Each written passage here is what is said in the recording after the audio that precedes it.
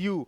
And to open this particular session, this is the CEO of CIO East Africa. She is the founder of Hanovation. Actually makes me think that I should also found and build up something for the men, yeah? Because she's really brought the ladies in tech together and they've become such a solid force. And that is one thing that I appreciate her for. She is a leader and she is strategic. And I'm not just saying that she's the icing on the cake and the cherry on top in the CIO industry, because she has been able to connect us, build us, and help us to move forward. So thank you once again. And this is none other than the ever so lovely Laura Chite. So over to you, Laura, as you open up this particular session, and you're looking forward to having each and every one of you engaging with us. My name is Ian Werore, and I will be your moderator for today. And welcome once again to CIO TV. Thank you and welcome.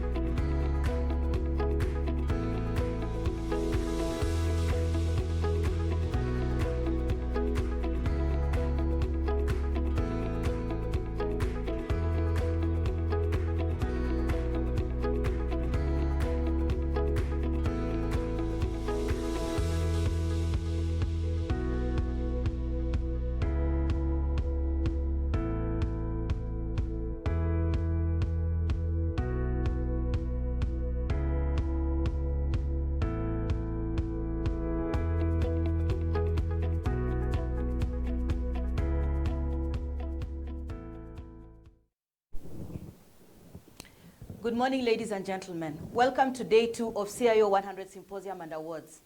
I know it is a cold, wet day today in Nairobi, but as I was telling my team earlier as I was coming down this way, I said, thank God for technology and we have a virtual summit. That means we can start on time. We don't have to wait for people to struggle through traffic. And these are the positive things around technology. So as I kick off day 2, and I'm very excited about this, and I'd like to recap some of the things that we talked about yesterday. So it turns out that technology is actually becoming core and key to everything that we do today in our lives, whether professional, whether personal. So looking at some of the remarks that were made yesterday, it is clear that IoT has become the way to do things, okay? And this is very important for us to keep recognizing as we go ahead and engage in technology. It has become clear that technology, organizations have to employ tech-savvy people. Yes, you may have resources in your organization right now, but have you thought about your training budget, your skills budget? How are you going to deploy training? And the only way you can roll out training right now to be able to reach the masses of employees in your organizations is using technology. So how are you going to make sure that you're going to upskill those you have internally, because right now they're taking care of themselves as they work from home, and they have to have some kind of level of to be able to troubleshoot for themselves to fix their issues from a technology perspective. IT experts are largely attributed to the changing dynamics of business at the organizational level. So you do realize that your role has changed, and it is going to continue changing very fast, okay?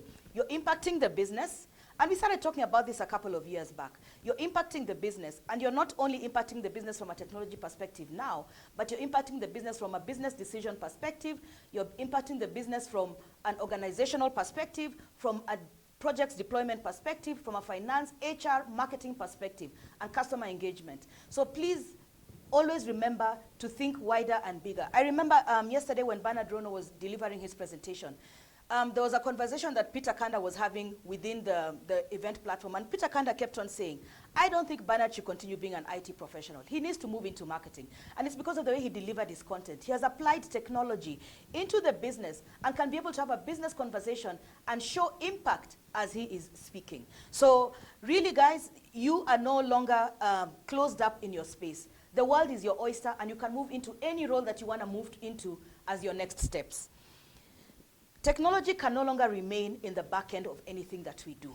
Whether you're in public sector, whether you are in corporate, whether you're in commercial, whether you're in a small business, whether you're at home, whether you're a teacher, whether you're a parent, it cannot take back end in your life anymore. So you really need to think about this and think about how you're going to apply technology end to end in your everyday engagement. Kids are using phones. They're using tablets now. Our government rolled out tablets for education, for the education system. Parents are using tablets and PCs at home today. Our TVs at home are tech savvy. So what do we mean by just employing technology in the workplace? It is actually something that is surrounding us every day. Okay, just like the way the atmosphere surrounds the earth, technology has surrounded us, and it has embraced us in everything that we do.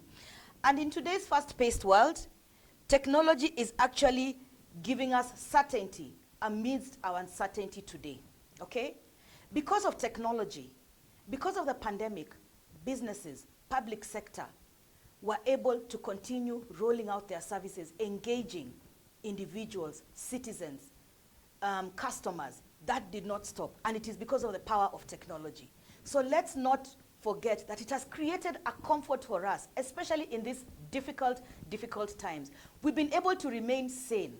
Things like telemedicine have now been taken a notch higher. When people fall sick, they're able to engage with their doctors using technology, okay?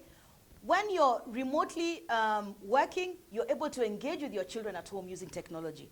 I recall when I visit my sister in the US, she's always talking to her children when they're in the house and she's in the office, and she's using the TV to speak to her kids in the house. And she can watch and see what they're doing and stop them from doing crazy things that they should not be doing on the internet. So guys, technology has become a part of our lives, and we need to embrace this. And I must say, I really enjoyed the content yesterday. I loved the vibrant conversation in the platform. And I'd like to apologize for the technical issues we had initially, but I think after that, we got out of it. And I love just the way you guys have patience with us and hang in there with us. And so many of you are helping us troubleshoot and see how we can fix the problem. Thank you so much personally from me and from CIO East Africa. So I want to talk a little bit about what we are expecting today. Today we have a few exciting topics that are coming up. I'm just going to refer to 2 or 3 of them. But the highlight for today is the gala, the awards ceremony. And I do look forward to seeing most of you this evening in Naivasha. So some of the exciting things that we're talking about is securing your remote environment, okay? So as we are working remotely, we must make sure that we are secure as the systems are talking to each other. So how do you make sure your workers at home, your colleagues at home, your teams at home are working securely? And don't forget, some of these machines, they may be work machines, but they're being used by children in the house, they're being used by spouses. So how do you make sure there's a sense of security when those machines are being accessed? Secondly, governance and compliance. This is a very, very sensitive issue. And as we are becoming global, especially from an East African perspective, we are looking at a lot of innovation going on right now. And that means that our solutions are going to be consumed internationally, okay? As we run our businesses locally, we have to think about how we're going to be compliant and how we're going to make sure that we're applying governance in our day-to-day engagements from a local perspective and from an international perspective. So we're going to talk about governance and compliance today. And finally, one of the things that I want to bring up that we'll talk about is digital transformation in the enterprise space. Yes, we are transforming, but are we transforming fast enough? We cannot wait any longer. It is clear that we're going to continue as we are in 2021, working remotely. In as much as we're talking about vaccines being available, then we know how this thing works. The first world is going to get it first, and by the time we get it where we are, it's going to take some time. So we have to be patient and continue practicing our safe space and practicing washing our hands, sanitizing, and just making sure that we don't contract COVID. But as we are doing this, we have to make sure that we continue engaging from a professional perspective, from a personal perspective, using technology. So how do we make sure that we leapfrog and completely transform from an enterprise digital transformation perspective? And of course, the highlight of the day, as I've said, this evening, we're going to have the gala night, and then we're going to have use cases. I saw the appreciation of the case studies that were presented yesterday and the amount of excitement they created. So I look forward to the ones that we are going to deliver today. Thank you so much, ladies and gentlemen. Have a fantastic day, and I will see you as we close the content sessions today and share my closing remarks. and I look forward to you having a fantastic day, an engaging session. And please remember to network on the platform. Remember to speak to our partners. They have amazing, amazing solutions.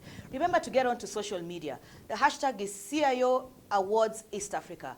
Please get onto social media. Let's celebrate day 2 of the summit, and let's continue celebrating as we go into the gala tonight. Thank you very much.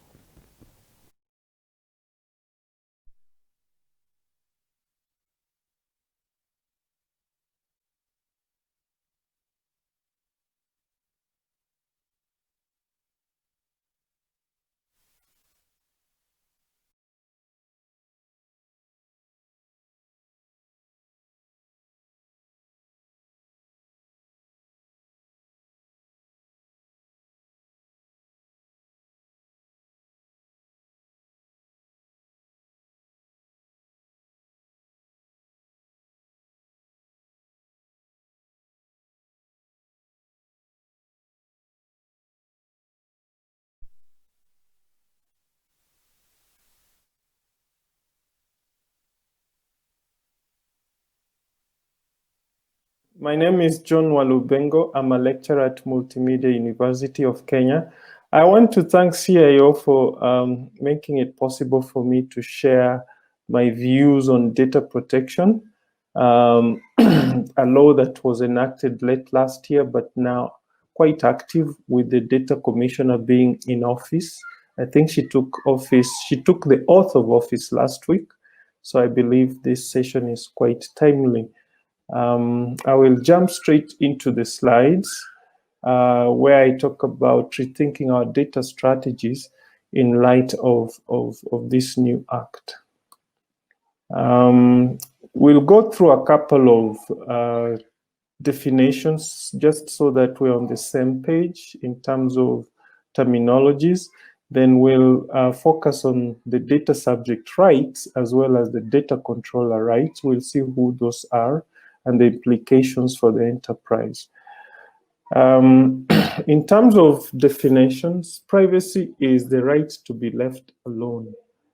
So basically that means when you get into your home, you don't want people to be prying into your activities that may be taking place in your house, whether they include having your dinner or watching movies or basically just getting connected to your family.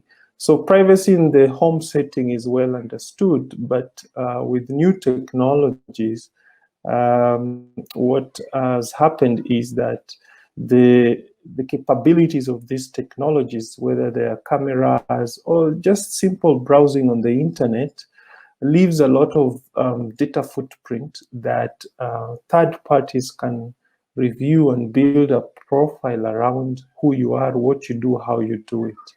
So privacy is now sort of at a risk because of developments in technologies, digital technologies especially. For the techies, there's always a challenge. What's the difference between data privacy and data security? This diagram perhaps will help in that security is what the IT guys have always done: encryption, protecting our perimeters, providing login scripts, and they need to continue doing that. But they need to now think of privacy. Whatever they're doing for the enterprise, they need now to do for the users, for your customers, from the personal data's point of view. So the data you collect about your customers that is of personal nature requires the same level of security as what you have for your enterprise.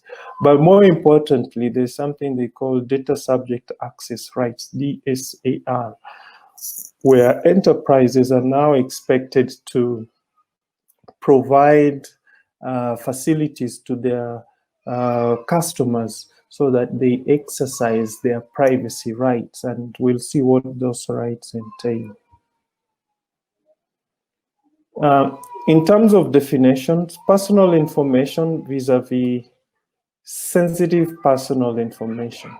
So in a nutshell, personal information is just any data item that can be triangulated to zero in on a unique user or a unique customer. So that will include email addresses, my ID number, my device number. You're aware that your phone number, for example, has a unique number that is not repeated across the globe.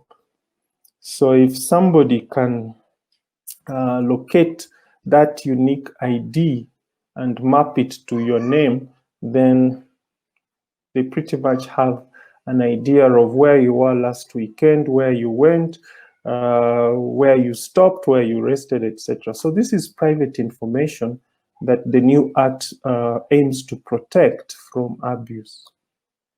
Now, sensitive personal information includes information that could cause, significant harm to the user if it falls in the wrong hands. So it includes our biometrics, our genetic details, in some countries, your racial and ethnic background, all this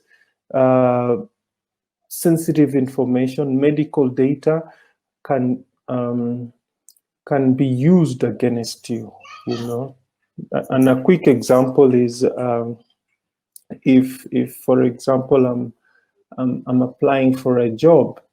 In the early days of HIV, it was obvious that employers were discriminating against people who are HIV positive. So that data should be protected. You should not, like, if you're aware I'm HIV positive, and I perhaps trusted you with that information, you as the custodian of that information cannot share it with the third parties without my consent. Okay, so other significant personal information are listed: sexual preferences, political opinion. So this, from an enterprise point of view, if your enterprise is in the course of its business has to collect this information, then it must sort of attribute extra care to that sort of personal data. A data subject is a customer. A data subject is a patient, is your client, is your passenger. It depends on which industry you are in, but at the end of the day, a data subject is your customer. In the university, our data subjects will be the students. And each of us in our own context is supposed to treat personal data of the data subject with extra caution. A data controller is the enterprise, the people who determine the purpose of collecting personal information from the data subject. Okay, so the Act puts extra obligations to you as the data controller, particularly in terms of ensuring the data subject enjoys their data rights. And we shall see what those data rights entail. Now, as a data controller, you could also subcontract. So the usual example I give is Safaricom is a data controller. They determine the purpose of collecting our information up to the point of subscribing to the service. But Safaricom has, I think now, close to 200,000 M-Pesa kiosks. So the people at M-Pesa are collecting our information, but they're doing so on behalf of Safaricom. So the relationship between Safaricom and the kiosk vendors are data processor relationship. The Act anticipates that both of them are, liable in the event of data breaches.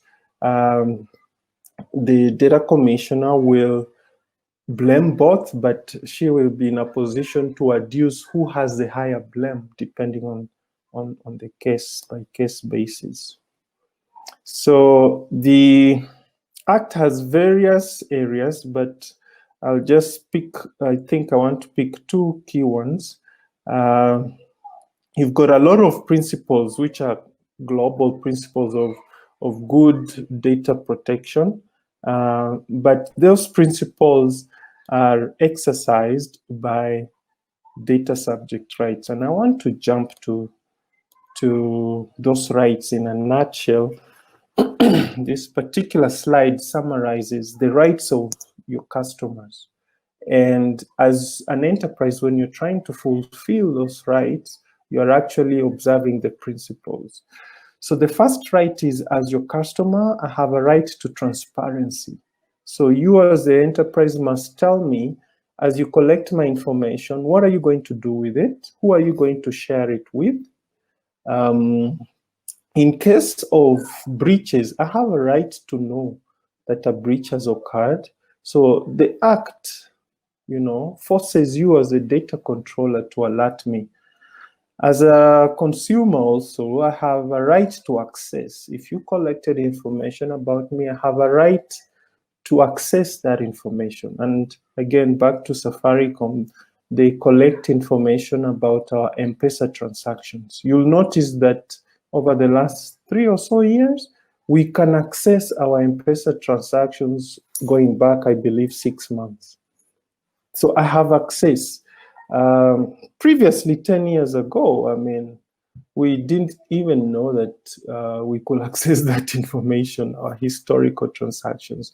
And I give Safaricom but as an example, but you should think of your own context. Which information are you collecting about your customers that you're not sharing with them because you'll be in violation of the act? We have a right to correction. And you realize that as your customer, I cannot demand correction unless you've provided access. So all these rights are sort of interrelated. I'm not in a position to know that the data you hold about me is in error unless you provide the access. I have a right to erasure. If I'm leaving your company, I have a right to say, hey, get rid of my information. And you have a duty to do that task. I have a right to object to certain types of processing. So I may say I'm not leaving your company, but at the same time, I should negotiate how you use my data. I have a right to do that. I have a right to portability. I should be able to download my M-Pesa transactions and move with them to your competitor, Airtel and others, Telecom Kenya, so that they see my credit history. It's to benefit me, not just you alone as the original data controller. So I'll skip this because you need to just realize that the obligations, the right demands of you as the enterprise are the ones that facilitate my enjoyment of these rights. I want to go towards the end and say that being compliant is important because it's good for your business. In the process of being compliant, looking at your data processes, your data assets, mapping them and seeing where they're located, it improves your understanding of your enterprise. There's a requirement that you do a data protection impact assessment, which is the tail end of data mapping. What are the risk factors that your enterprise is facing? And this time from the perspective of your data subject. Many years, I mean, traditionally we do risk management from the perspective of the enterprise. We want to protect enterprise intellectual property, for example. But now you got to do the same in terms of protecting the customer privacy rights. If you don't do that, there's a cost to it. If you're in violation of this act, there are certain penalties that range from 3 million to 5 million. Imprisonment, for example, if your employee is in violation, they are individually held responsible, but you as the enterprise also have a fine to pay. So non-compliance is costly. It's not an option. So we need to start thinking of how can we then be compliant. There's always the buzzwords with this area. You need to practice data privacy by design. So all your modules, all your processes, all your projects that you're bringing on board, you have to ask the question, are they sensitive to the Data Privacy Act? Some of you may need to have an in-house data protection officer as a new role. Some of you may not, you could outsource that. What matters from a data commissioner's point of view is that that role must be present. Somebody who is actively ensuring that the data privacy program is actually on the dashboard of high priority. Most of you are multinationals or you have branches in the region, so there's a clause to watch out for. How are you sharing your data, the Kenyan citizen data to your branch in Uganda, Tanzania, or Rwanda? Is that happening, and why should it happen? And when it's happening, are you protecting the citizens' data in Rwanda the same way you're protecting it in Kenya? So these are the questions that should be running through your mind. Then there's a rule that in case of a breach, you can no longer hide. You have to inform the data controller within 72 hours. Failure to which you are in violation. Okay. So we need to do capacity building. I would recommend that the first duty is, or point of action is, just to have an awareness program, do some capacity building across the board, get everybody up to speed on the contents of the act, and basically start a privacy culture in your organization. Because if you don't do that, the data commissioner is in town and they probably be coming after you sooner than you think. So I think I will end there. In case of any questions, please feel free to email me either on my Gmail or on my other mail at roma.co.ke. Thank you.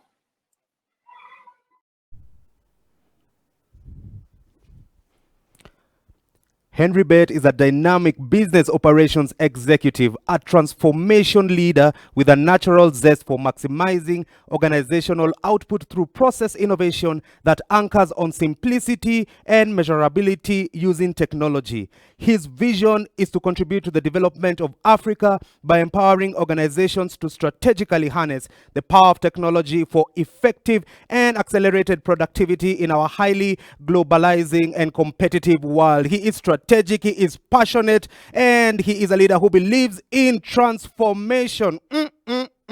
Looking forward to the session. This is Henry Bett, and over to you, Henry, as you take us to the next level. Hi, everyone. My name is Henry Bett. I am a cybersecurity specialist for Dimension Data. And today we're going to be talking about how to create the culture of anywhere, anytime. And this is about the future workplace. So thanks for your time, and I hope you will enjoy this presentation. Right, so getting right into it, I'll start with one of my favorite quotes from one of the quotes from one of my favorite philosophers, and this is Socrates, and it is going to impinge on this theme, whereby he said, the secret of change is to focus all your energy not on fighting the old, but on building the new. And this is what we're going to be discussing. How do we build the new workplace? How do we prepare for the future workplace from different perspectives? And this is all with regard to the organization. How do we prepare the infrastructure, which is really the foundation of everything that our businesses run on, to be future ready? What does it require? How will it adopt? And what do we need to be ready for? The next thing is also the data center, because this is where all the data sits. How do we make it future ready? And then on the endpoint where the employees connect to this data through the infrastructure, how do we prepare them to be ready for the future? Case in point, we are living in the COVID times, and working from home has been something that we've all had to adapt to. Working from different geographical locations, having to use different devices. So how do we prepare the workplace to be ready to handle all these dynamics and all the variables that come with it? And at the same time, be productive and deliver business goals according to the organization's expectations. So let's start on building this new. And we'll start by just painting a picture of what's happening currently, whereby our employees or the new workforce of the future has to work from either from home, either while in transit, or in distributed offices. If it's, for example, a multinational. Again, today we work with different organizations from different geographical locations, not necessarily a multinational, but I could be working with a partner company that is in another country.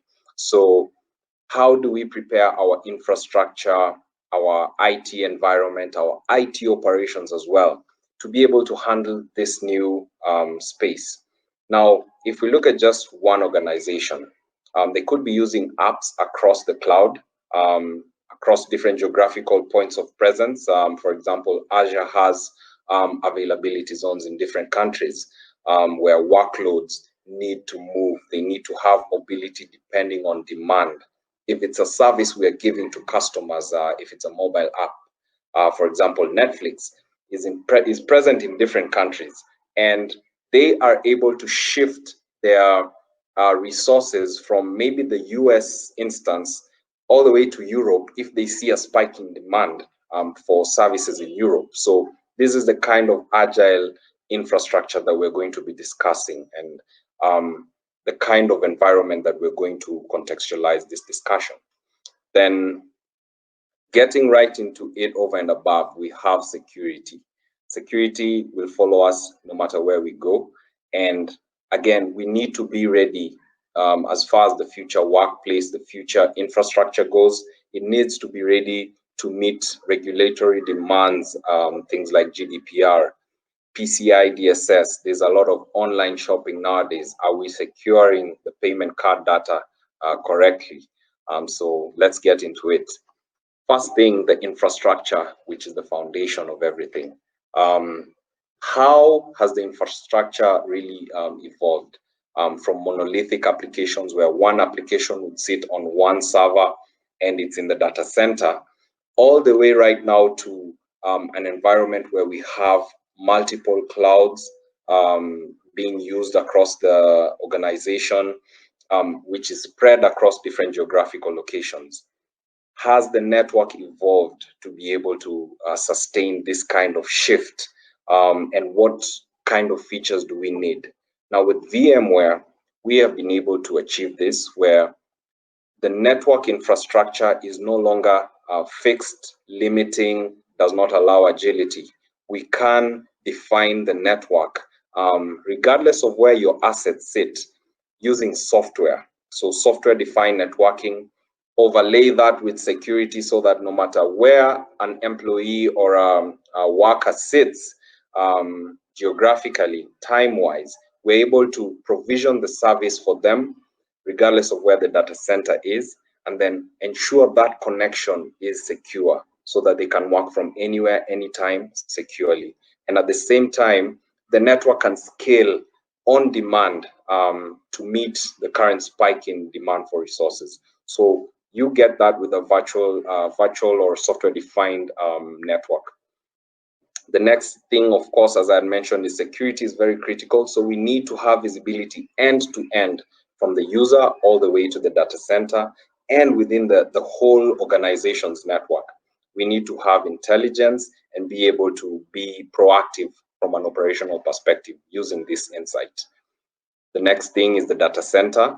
Once we've laid out our infrastructure, we also need to design where the data sits to be ready for the future. And I'm speaking about DevOps, being able to launch new products, have this go-to-market strategy where you don't have to provision, wait for a server to be bought, wait for an application to be bought, and then now you roll out a new product. It's too slow, it's inefficient, very troublesome for management. Now, the on-prem approach used to have this, it's still lagging.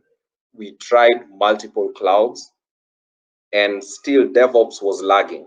So what happens is with VMware Cloud Foundation, you're able to standardize your whole data center infrastructure, regardless of whether you're using AWS, Azure, whether you're using on-prem resources. We provide one platform, one interface to manage this whole infrastructure so that the DevOps team can innovate fast without any hardware or software impediments. And again, the IT operations can manage the whole infrastructure very seamlessly from one pane. So compute, storage, networking, they all see it as one type of resource, regardless of whether AWS, Azure, or on-premise is being used as the backend hardware and software.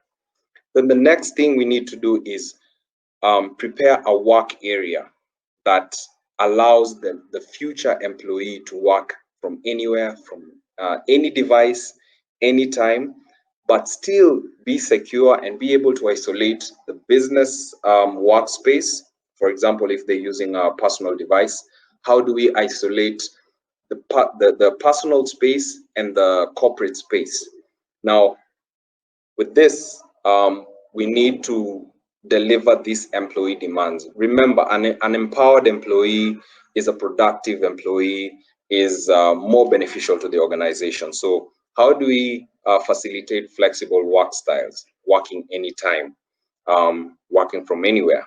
How do we facilitate device choice? Bring your own device. You're using a Mac or an Android, you're using a tablet, you're using a personal device or corporate device. And again, how do we control apps, these application sprawl? How do we secure all that?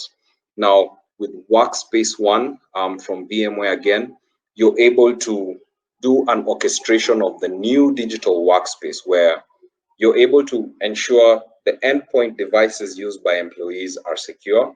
They meet the compliance standards.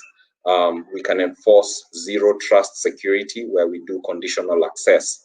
Is this an employee from a certain geographical location? Give them access to a certain resource at a specific time. The other thing is on the IT support teams. They need to be able to patch, they need to be able to upgrade operating systems, they need to be able to enforce policies dynamically based on where the employee is connecting and again, what type of device and what resource they need. So they also need to manage software lifecycle. Now with Workspace ONE, this is one platform where you're able to achieve all these capabilities. If you look again from an LOB, CISO, CIO perspective, they get visibility, being able to manage the operations, and the employee has a better experience. They don't feel like the technology is impeding their work. They have flexibility. Lastly, management. So we've talked about the infrastructure, we've talked about the data center, and then we've talked about the employees using multiple devices, different applications.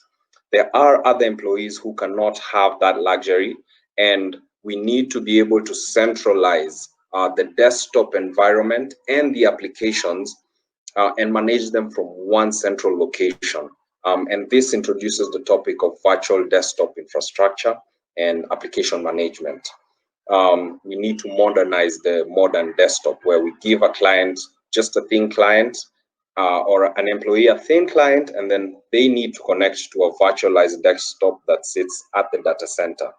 Again, from an efficiency perspective, if the desktop and the application is closer to the data center, regardless of where the data center is, the performance of all we need to have is good link performance, and the employee will feel the experience of using applications faster, and this makes them more productive. So this supports remote workforce connecting from anywhere. They just launch a virtual desktop. They have all their apps ready. Everything has been provisioned by IT. If we're talking about image management, how do you manage operating systems? Do you install something from scratch, or do you have a template that is ready to just be spun up and given to a new employee? So image management is some of the features that VMware Horizon gives you. The ability also to do application management, the packages, can you provision applications as quickly as possible? Remember, this is a future workspace. New demand for new applications demand for scalability is required. How do you manage the life cycle of this software that the IT support or IT department is managing? How do you manage the status of the infrastructure? Now with Horizon, you have one control panel where you can manage the infrastructure and the endpoints, regardless of where the applications sit. And in essence, you have a very simple infrastructure management practice, and you extend the management service from on-prem to the cloud. So it doesn't matter where your data center is. And really, this is in a very short and brief explanation how you would be able to effect the future workplace, working from anywhere and anytime. Now, with dimension data, we are doing this for most of our clients, and our approach is very simple. We have about 5 different practices where we have intelligent business applications, where we build applications that are customized for your future workplace or your future employees. We have intelligent customer experience solutions, allowing collaboration, allowing omni-channel. We also have intelligent workplace, what we've just talked about, and we leverage technology such as VMware. We have very well capable guys that can roll out these technologies for you. Same thing for intelligent infrastructure, what I began with, laying the foundation with VMware NSX. We get you up and running as quickly as possible, supporting multi-cloud, hybrid cloud, software-defined wide area networks, or for flexible networks. And then over and above, security covers everything that we've talked about. So our intelligent cybersecurity practice will be able to cut out the security requirements for whatever infrastructure that you need. And all this is delivered through consulting. We always lead with consulting so that we understand your requirement. Then we follow it up with the technical services to get the technology up and running. We support it as well, and we can manage it for you if you have resource constraints. In essence, that is how we achieve a future workplace and enabling our organizations to be connected and have this culture of anywhere, anytime, which is the future. So thank you for your time, and I hope it has been informative.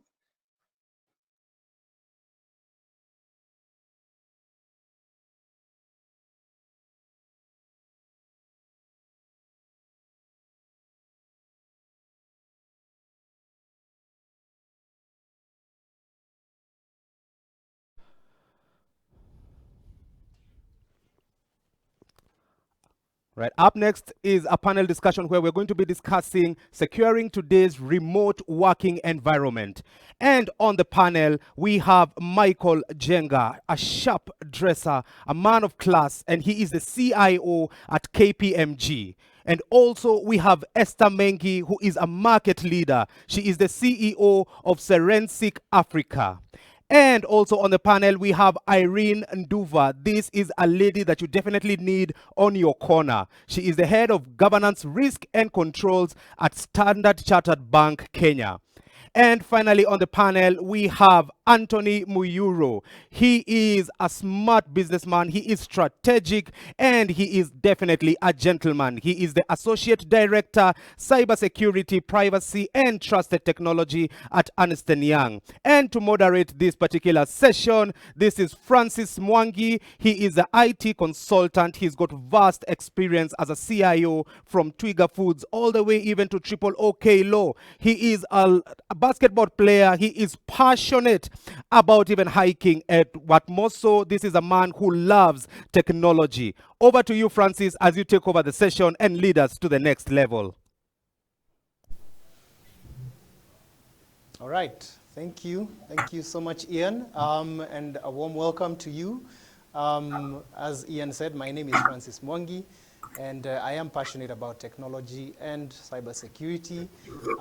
And particularly with this topic that we are covering today regarding securing the remote working environment. Now, the COVID-19 pandemic has indeed changed the way things work and how we do things in this particular era. And today we just want to go ahead and look at the remote worker and the remote working environment. And really what we are asking ourselves is, how do we shift from securing the corporate work environment towards securing the remote working environment? And joining me today is an amazing group of panelists today.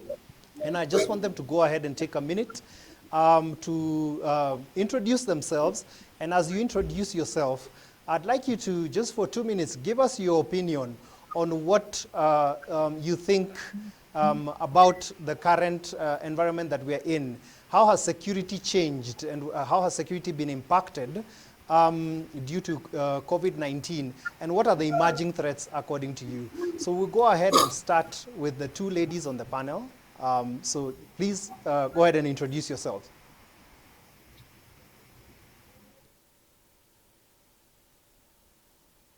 All right. So my name is Irene Duva. I manage risk in Standard Chartered. I think for me, what I see as the biggest change with the current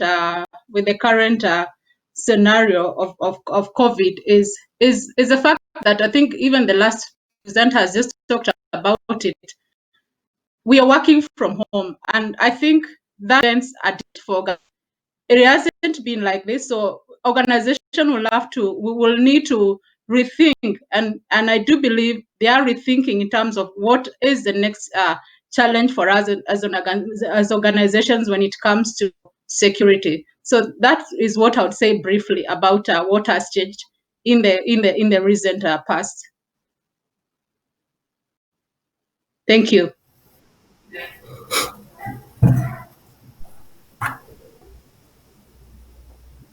Esther, if you can hear me, are you there?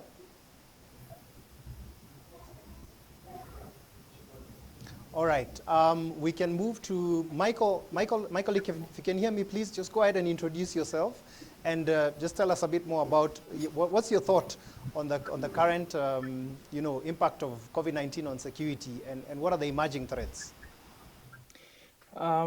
Thanks, Francis. I hope I'm audible.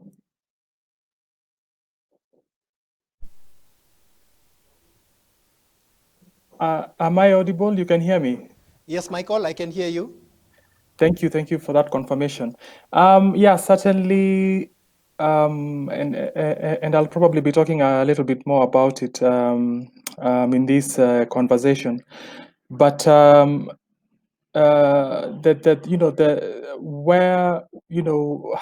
businesses are investing has really been impacted, and specifically around cyber.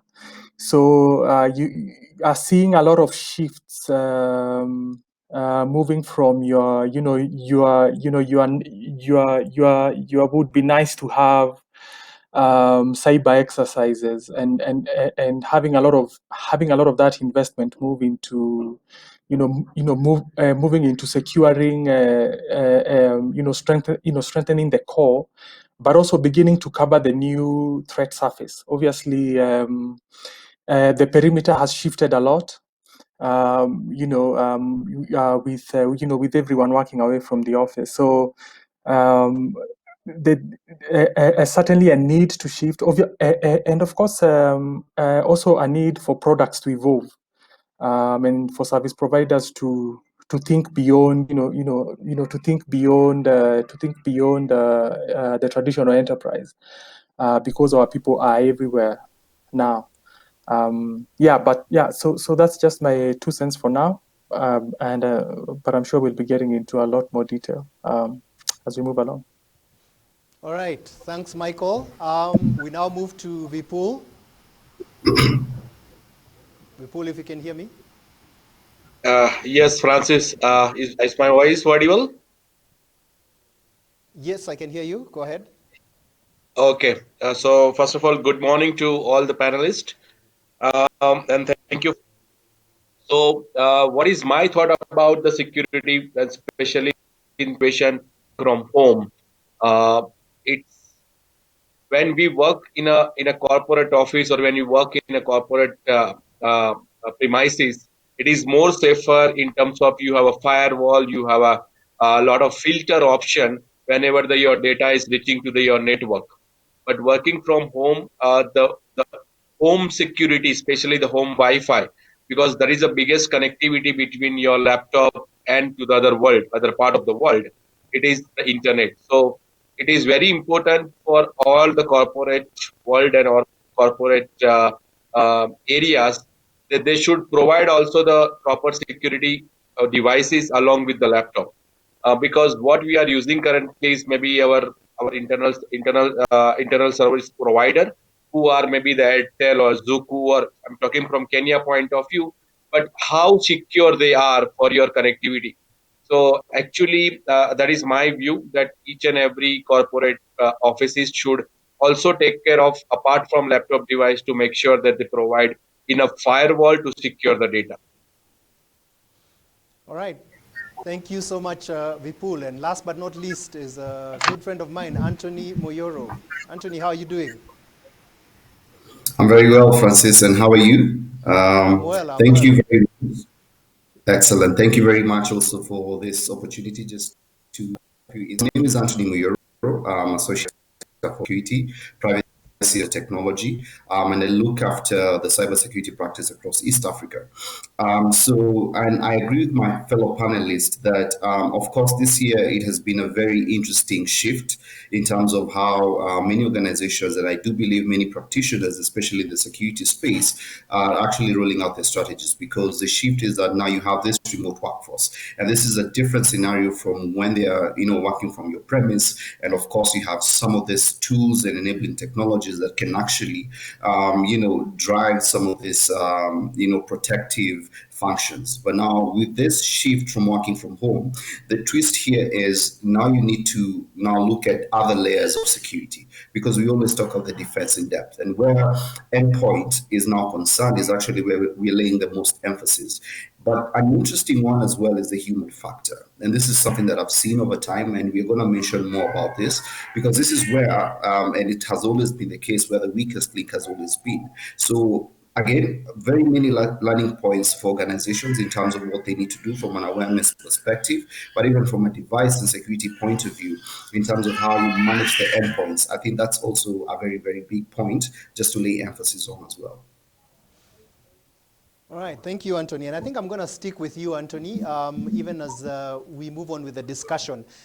If you look at what's currently happening, maintaining or being able to manage or to consistently have a cybersecurity culture within the corporate environment or within the office is an easy thing to do when you have everyone within the office. But when you have people scattered all over, working from their homes and working from different locations, it becomes a bit difficult to maintain that kind of a culture. Also, training becomes a bit of a challenge. So I'd like to hear from you. What are some of the challenges that you foresee moving forward as we continue with this new normal?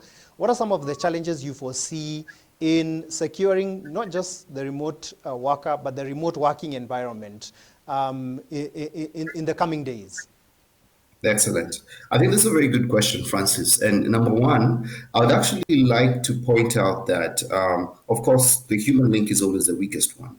And when you talk about things like social engineering, and when scammers are trying to trick your users just to achieve a certain purpose, that is a place that it's normally very complex, because again, you might have all these technologies in place. You can have the best email security, but if your people are not well sensitized and they are not well trained to be able to detect some of these things, then that becomes a challenge. It can actually, easily compromise the organizations. And as a security consultant, and that's something that we normally do, just trying to, social engineer people. And one of the things that we realized is that, especially at the heart of the pandemic, remember in the months of February, March, and the second week of April, there was a lot of fear. I mean, it was at its highest. There was a lot of anxiety around the COVID-19 pandemic and all these coronaviruses. advisories that were coming out from different organizations. So what we saw was that, interestingly enough, in that period, there were around 16,000 new domains that were COVID-19 related, and only a fraction of them were genuine. So some of them were actually, scammers and people who were just trying to be smart. And we need to also look at the anatomy of some of these bad actors. They're very opportunistic by nature. So when there's such an occasion where they can capitalize on that mass paranoia, they're really going to take advantage of it.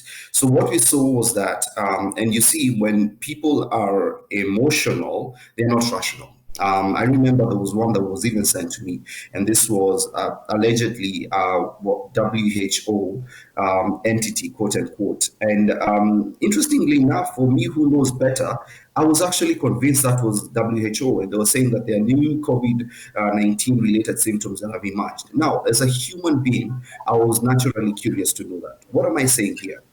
Security awareness is very key, and we also need to be very contextual and to be able now to really look at if at all there's a COVID-19 or any other related incident, you need now to be very contextual and make your users aware that some of these things are coming in this fashion, so that you might need to be able to discern what is right or not.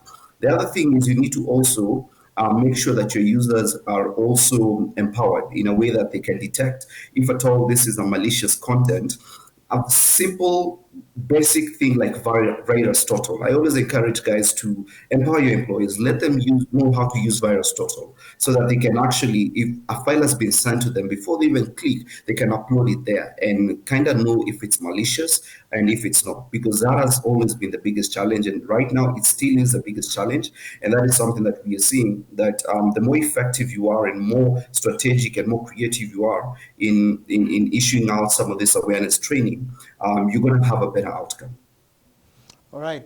Thank you so much, Anthony. And indeed, the user is the weakest link, and we need to empower them. We need to be able to give them the necessary information and skills in order to raise their level of awareness and resilience. Still continuing on the same path, but now shifting a bit towards organizational budgets. And this is really for Michael Jenga.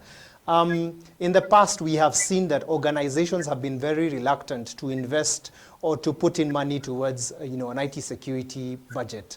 What would, in your opinion, would you say is the current state? Has this changed? Are we now seeing a shift towards more investment into security budgets for organizations? How does this look like moving forward into the future, 2-5 years from now? What are we going to be seeing? What are we going to be seeing in terms of the policies and all that? So, Michael, please go ahead.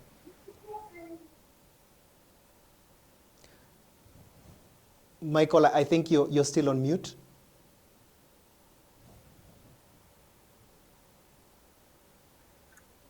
Thanks, Francis. I think finding the mute button has become a skill in the workforce. With working from home. Yeah, but coincidentally, we actually did through our KPMG Havinash survey, actually did do a survey during this period, and I know quite a number of the CIOs on this call were participants, and we'll be doing that launch very soon. And so I'm going to borrow on some of the insights that came through, and luckily this year we actually had East Africa specific insights. So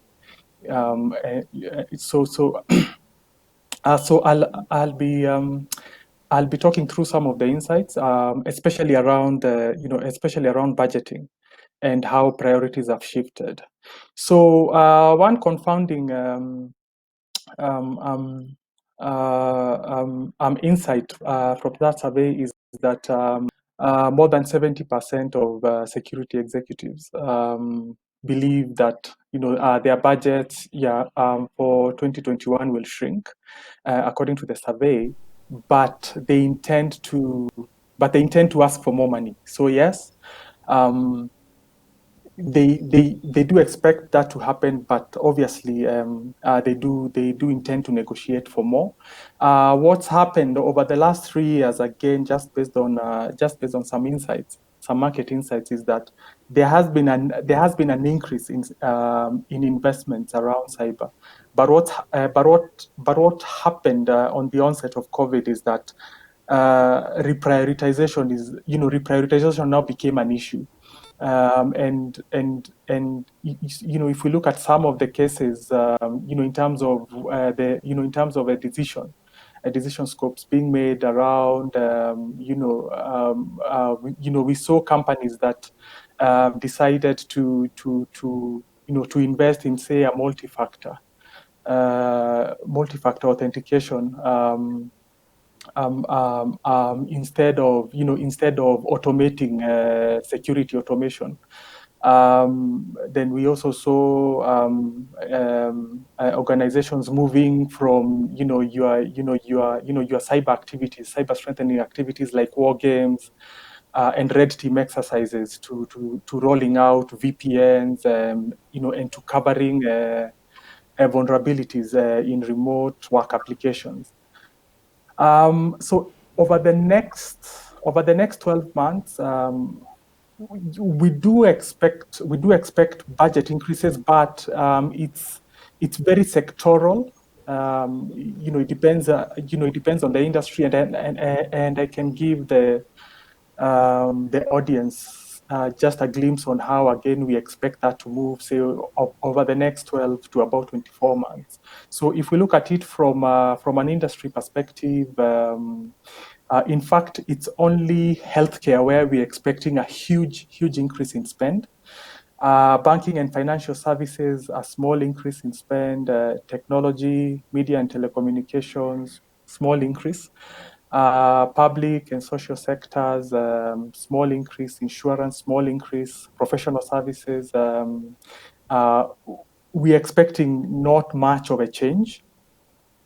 Then interestingly, around consumer and retail, we're actually expecting a decrease in spend. Advanced industries, aeronautics and the like, are expecting, again, a decrease in spend. Energy and materials are decreasing spend. Transport, travel, and leisure are a decrease in spend. Then if you look at the specific areas, and this is across large and small industries. I mean, large and small, medium businesses. But if you look at the specific products, again, these investments will go to network security.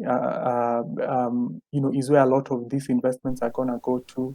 Endpoint security, so sort of like in that order. Network security. So network security is right at the top. Then you've got endpoint security, followed by identity access and management, messaging security, managed security services, security and vulnerability management, web security, data protection, and not expecting a lot to change around governance, risk and compliance, and integrated risk management. So a lot of focus going towards strengthening, strengthening the core, and focusing on covering the new bases now. In terms of working from home, in terms of telecommute, in terms of mobility also. Francis, let me stop there. But yeah, but thank you so current. much, Michael. And would like to just move to Irene now. And Irene, very briefly, because we are indeed running out of time, but briefly, if you could just help us delve into this a bit more. When you consider that most organizations are engaging third-party service providers, and these third-party service providers are also having their employees working from home, what would be your opinion in terms of how we can continue to engage with them in a safe environment as we also secure our data and our organization's corporate networks. Irene?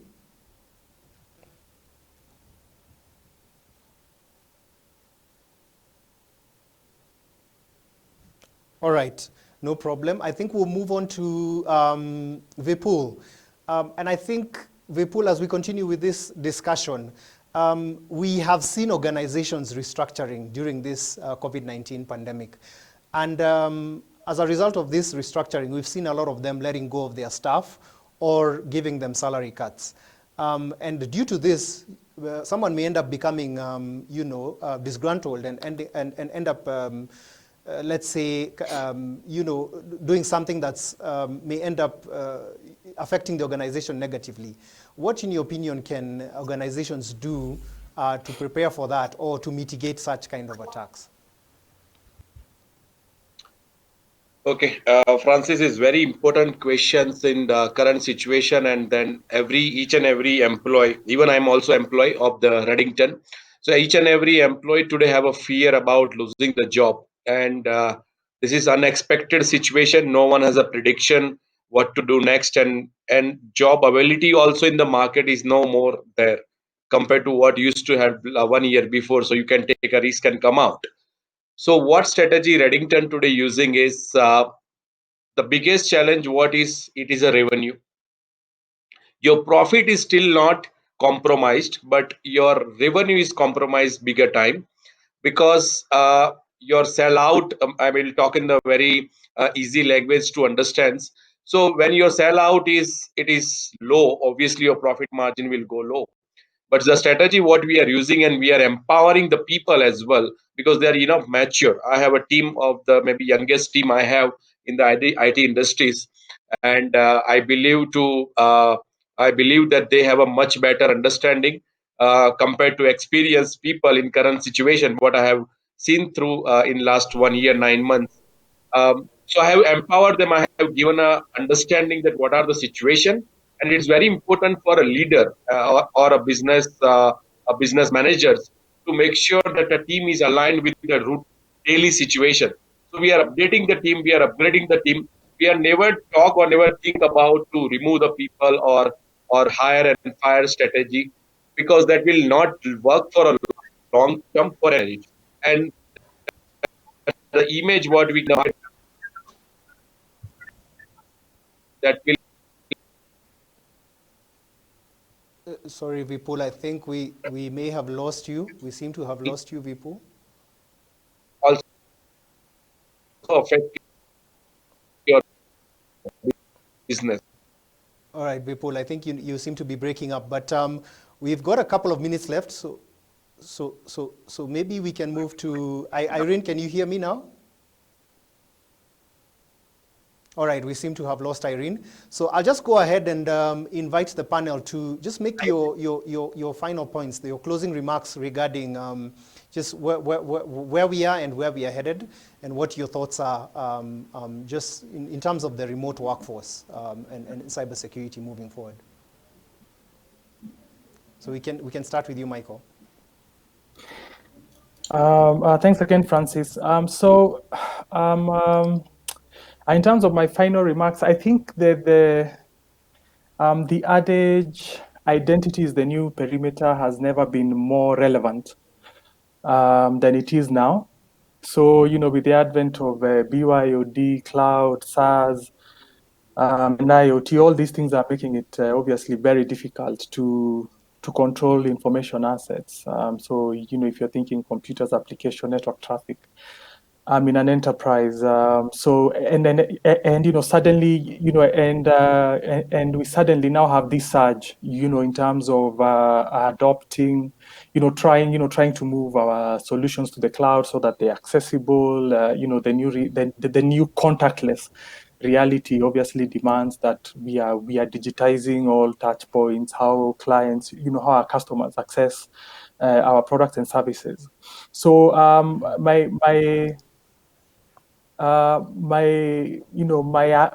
advice to to CIOs out there is obviously to start to to sort of shift the idea of the traditional, of the traditional enterprise firewall, and embrace the role identity is playing, is playing in the enterprise with all the things we are building, whether it's the portals, whether it's the single sign-ons, and the like. All right, thank you, Michael. Okay, very quickly, so we'll move to Anthony and Vipul very quickly, 30 seconds. Just your final remarks. All right. Thank you, Francis. I think with this shift, and just to add to what the panelists have eloquently and very perfectly put forward, is that we need to rethink our security approach and how we approach security. And of course, we're moving from the traditional setup where it was very heavy on the, the on-prem environment, to now looking at security with the user at the center. So again, now given that you're having many people tunneling via VPN, again, I would argue that the infrastructure was never designed to handle that level of load. So we had very many challenges at the very onset. So where you need to now look at VPN security, and also from a capacity perspective, because if you have low capacity, then you'd have issues, especially when you're overloading the network. So that would also impact availability. So we need to rethink all that. And as we're moving to cloud, let us think at, let us also focus on cloud security as an imperative. And of course, some of these enabling things like teleworking policies, I know right now most organizations have it in place, because let's be very honest, the future of work will now be very heavy on remote working, because we have seen that this model actually works. Thank you very much, Anthony. Francis. We're out of time. Vipul, very quickly, 5 seconds for you. Okay, so what I want to say is to make sure that the security is very key point. Second thing, educate your team what exactly your approach to the people, approach to the audience, and also make sure you work still as a team, even though if you are working as a remote, but make sure you share your ideas, share your views about the market, and make sure that you still perform. It's a tough situation, but we have to prove ourselves. Even digital platform, or maybe is what we have done in the past of face-to-face, but our organization should move on. Team of panelists today for that discussion. It was indeed a very interesting discussion, and I will now hand it back over to Ian in the studio, and a big thank you to all of you for tuning in.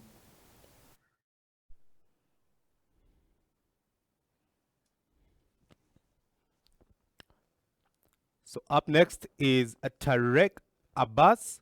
He is a systems engineering director, Middle East and Africa at Palo Alto Networks.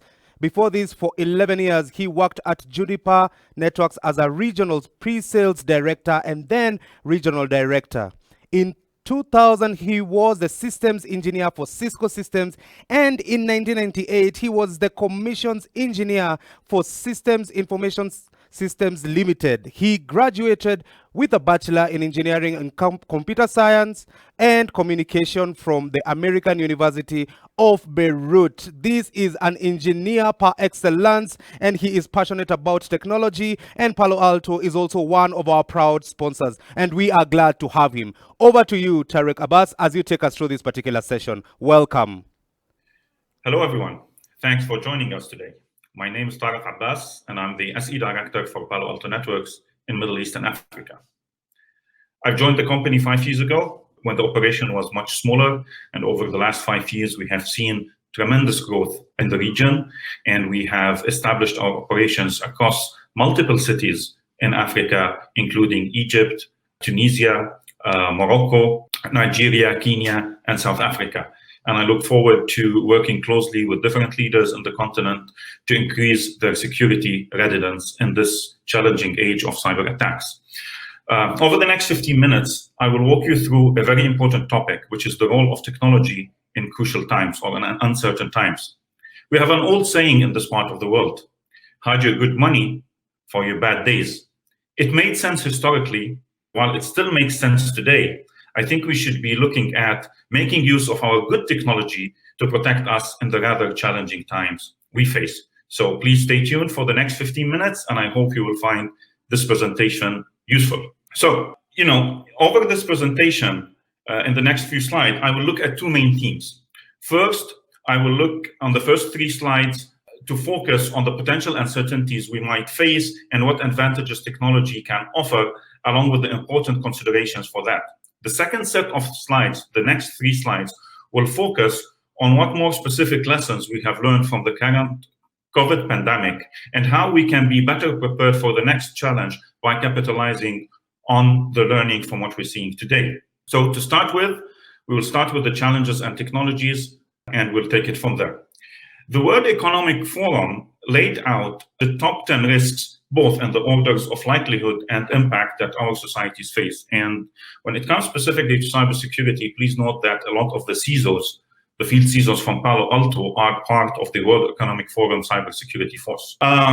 As we can see, whether you look at the likelihood or at the impact, cybersecurity is among the top 10.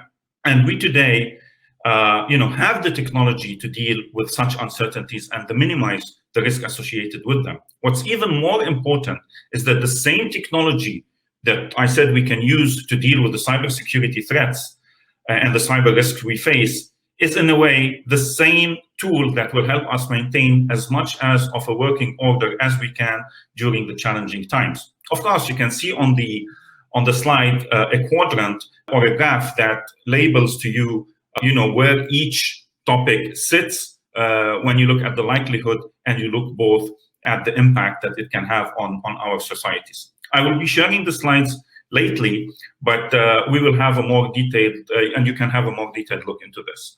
What's important to note as well is that not everything that we see on this slide is something that we can control as humans. There are something that will always come. The best we can do is to be prepared for it. So as we move forward, I want to look a little bit at what advantages can technology bring to the table. Most importantly, it can bring to us business continuity. We can ensure that with the right disaster recovery capacity and scale planning, our systems will continue to operate securely and efficiently at the time of the crisis, right? Additionally, technology will allow us to access our securely operating resources and protect our staff, devices, and data at the same time. IT will also help us increase the collaboration, especially with the utilization of cloud-delivered application that brings more resiliency to our environments. Specifically in Africa, on the longer term, it will also help us be more efficient financially and focus on consolidation where needed to bring more sense into the cost of operation. And I say specifically in Africa because we all know that in different parts of the continent, we have challenges with the infrastructure, and digitization and acceleration of cloud adoption could be the solution to that. So let us look a little bit now into the importance of this in a little bit more details and what technology can bring to the table and why is it important. And as you can see, I'm going to speak about cost optimization, consistent security, and speed and agility. Cost optimization via technology can be achieved by consolidation, public cloud adoption, automation, remote operations. This is key in uncertain times as all businesses and governments look closer at cost and dealing with the resource challenges that already exists before any emergency, right? We're all short specifically on cybersecurity resources. Technology can also bring a better and more consistent security posture across different parts of the network in compliance with local regulations, which again help us through automation address any shortage in resources, whether because we cannot find them to hire them or whether because, in times of competition, the market becomes more demanding and we might lose some of the resources we have to competition. Technology can bring, as I said, a better posture and a more consistent one in compliance with regulations. And regulations vary across different countries, but at least the main baseline of technology regulations across much of the countries in Africa that we have dealt with share a big common base. This all results in an improved time to market for any service or activity. It drives simplicity, it optimizes IT resources by making sure we do not overinvest in any area on the expense of another area. I think, this concludes the first on what challenges we might be facing and what technology bring to the table. In the next set of slides, what I want to do is I want to, spend some time with you to look in more details around what we have learned from the pandemic, from the COVID, and use it as a practical example, what kind of recovery planning that we can look at, and what key actions we can learn from what we have faced, as a global society in the pandemic. So the next 3 slides, as I said, will focus mainly on the COVID learnings. Now, COVID learnings depend a lot on the infrastructure, on the health medical infrastructure any country has. But we want to look specifically at what role the technology can play to help us be better prepared to deal with such challenges. So what are we learning from the pandemic? We learned a lot. Specifically, as a vendor ourselves, Palo Alto was one of the first companies, through the use of the technology we developed, to make a seamless and almost trouble-free transition in operation from office-based environments to a lot of our employees working from home with a minimal impact on our business. We also were one of the first companies, if not the only company in the market, to bluntly commit to maintaining all our staff and all our resources during COVID, because we trusted that the technology we have will allow us to operate efficiently and also will allow our customers in turn to operate efficiently. And we are expecting and we are seeing an accelerated adoption from our customers to the technologies we develop and we are currently using ourselves for the same reasons. So we have learned as well that capacity and access planning is key. Secure Access Service Edge, known as SASE, is a key enabler for that, and Palo Alto is a leader in that area. Additionally, trust has always been a vulnerability in any operation, and thus our zero trust strategy and architecture has been a cornerstone for ourselves and for all key customers that we have worked with during the pandemic. COVID-19 has as well forced cloud adoption and accelerated digital transformation across multiple countries in the world. The ability to implement a multi-cloud comprehensive security strategy was the main enabler for a faster digital technology journey. And finally, the automation is key to a proactive platform operation, gathering threat data and intel, taking from multiple partners, and automating the response. Because if you want to stick to a manual approach, you will definitely be at a disadvantage versus your competitors, in the business space, or you will be at a disadvantage of serving your citizens if you are a government agency. And again, this has been key for a lot of the customers and the government agencies that we have worked with. Let us look next at, with the help of the World Economic Forum, what is the plan for recovery? How do we plan? What are the guiding principles that we have, discussed with the World Economic Forum, and the World Economic Forum has published officially? What do we have over there? What we can learn from them, and how we can use technology to our advantage? First, I think it's very important to foster a culture of cyber resilience. Resilience is first and foremost a leadership issue, and is more a matter of strategy and culture than an immediate tactic. Being resilient requires those at the highest leadership levels to acknowledge the importance of proactive risk management and focus more and more on the ability of their organizations to absorb and recover from a cyber attack that would disrupt their essential services. It's also a wider security responsibility for the society, and Palo Alto has developed what we call a Cyber ACE program to specifically focus on educating students under the age of 17 years and starting from the age of 5 years old to be more cybersecurity aware. Second, you need to focus on protecting your critical assets and services. Businesses will have to prioritize resources and investments to the most essential areas to maintain operational continuity, protect the critical digital assets they have, and ensure compliance with local regulations and governance. This is also very important. And our technology is granular and addresses a lot of what such governance that comes from regulators expect from different government agencies or from different customers. Third, you need to update and you need to balance the risk-informed decisions during the crises and beyond. Businesses are making challenges to their operating model and technology landscape at an unprecedented scale and pace, which will require by itself some risk trade-offs as they adapt and respond urgently to the crisis. However, as we all, and they enter the new normal, they will need to reassess the digital dependencies and risks they have, and what do they need to do specifically to restore their risk profile to an acceptable level. 4, we have to update and practice the response and business continuity plans that we have as part of our businesses. And as the business transitions to normal, we need to continue testing and optimizing such plans that we have.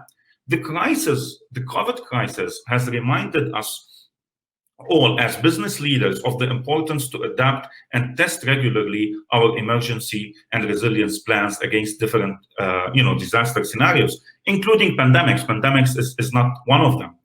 Not only ourselves, but how we can ensure that our key business partners and our suppliers, at least in the areas that we depend on them, can ensure business continuity to us. So we shouldn't look only through the optics of our own operation. We need to expand that to look at what our partners and what our wider ecosystem does.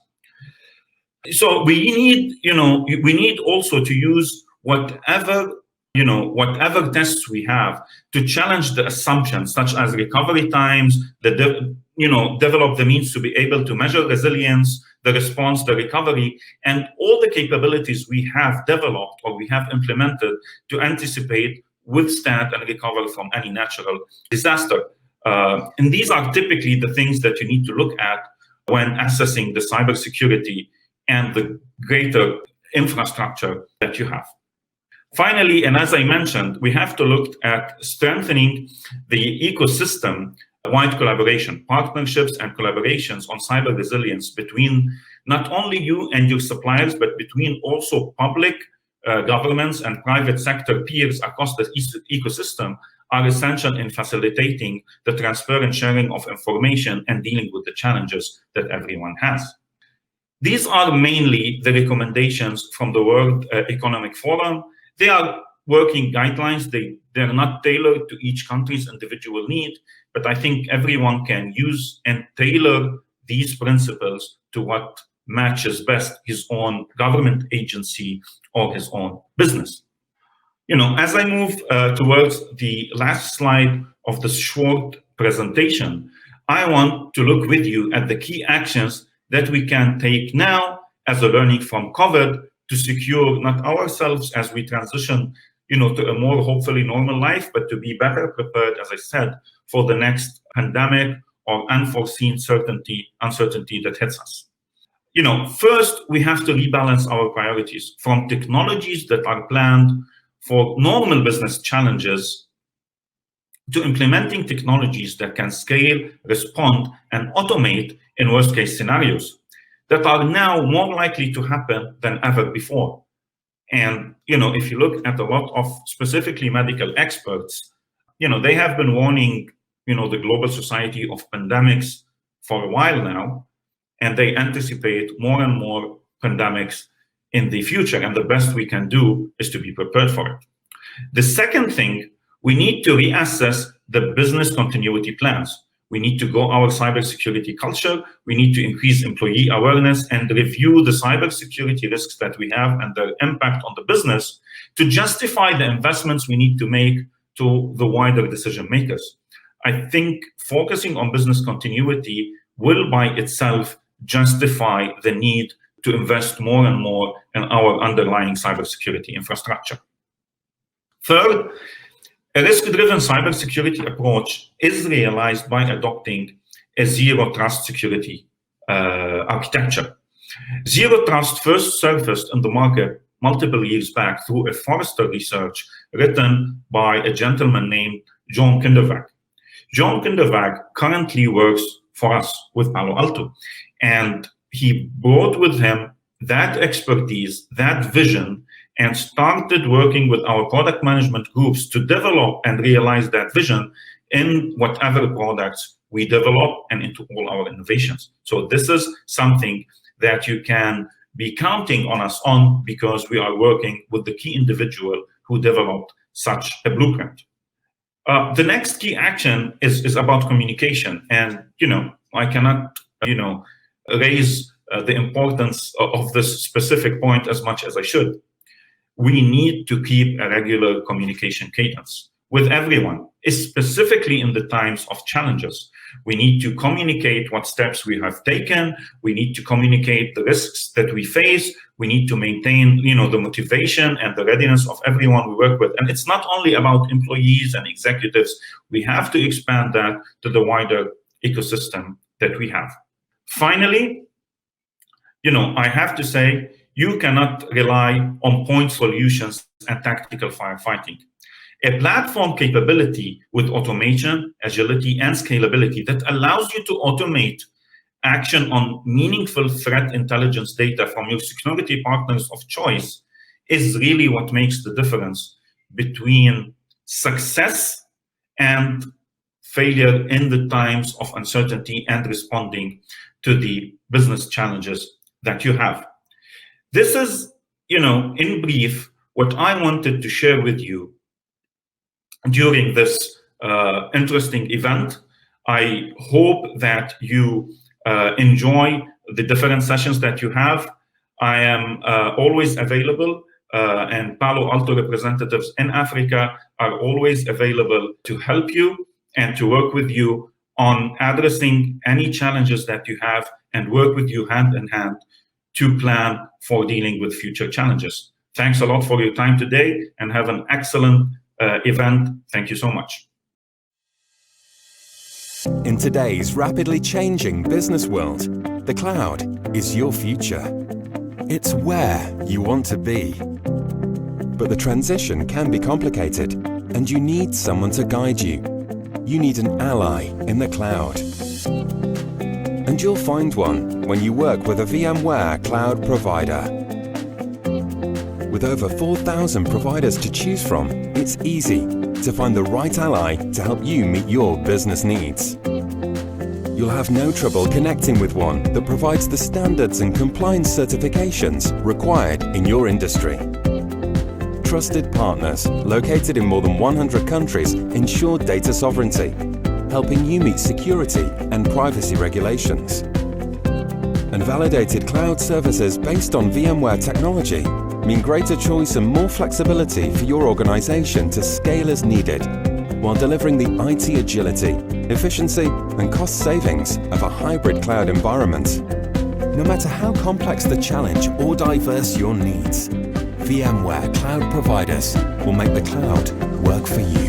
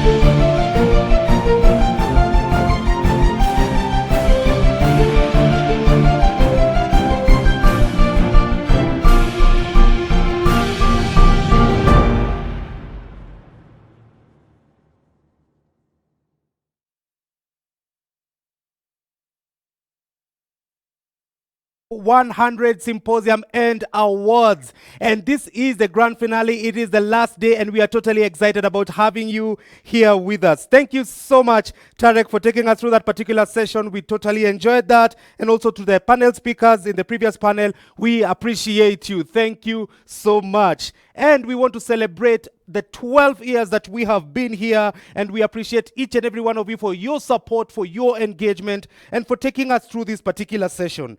So we want to get into an exciting panel discussion where we're going to be discussing modeling, governance, and compliance through RegTech. This is kind of a mouthful, but I'm looking forward to this particular session. And one of our panel speakers, this is Haida Pasha, Senior Director and CSO Northeastern Europe, Middle East and Africa at Palo Alto Networks. And also in the panel, we have Nzilani Mweu. She is a technology lawyer and co-founder at MyCoPkit. And also we have Francis Monyango. He's the founder and CEO at Velam.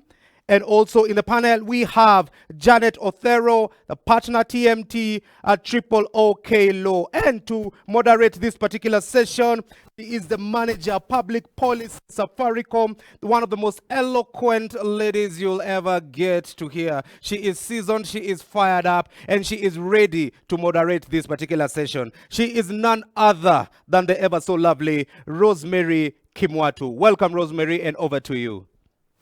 Asante sana, Ian. How are you all today? Welcome to today's session. Thank you for everyone who's made it today. And we look forward to an engaging conversation on RegTech and modeling compliance through RegTech. So a long time ago, everything was manual. We had papers, one file to the next, in financial services, in telcos. Whenever you needed to do compliance, you needed to do your KYC, you needed to do your AML. Today, compliance has even moved to new regimes, data protection. How then have we as human beings moved to the next level to make sure that we serve the huge number of customers that need to be served, and also at the same time ensure compliance with such huge amounts of data? So in comes RegTech. RegTech are the technological platforms that come in to actually help compliance people to make sure that everything is in order. And today we have the privilege of having people who've actually put together RegTech platforms. We have users, supporters of the RegTech platforms. We even have a speaker from the legal profession where we'll be asking, is it legal or RegTech? Will one take over? And we also have somebody from the security space, Hadia, who will be talking to us about, now that you've adopted RegTech, what security concerns should you have? So now on to my panel. So I think we'll start with Nzilani. Hi Nzilani, how have you been? So today I want to ask you, what has your experience been in building a RegTech platform, and how effective has this been in helping your clients with the compliance challenges? And maybe just slightly introducing what your RegTech platform is all about.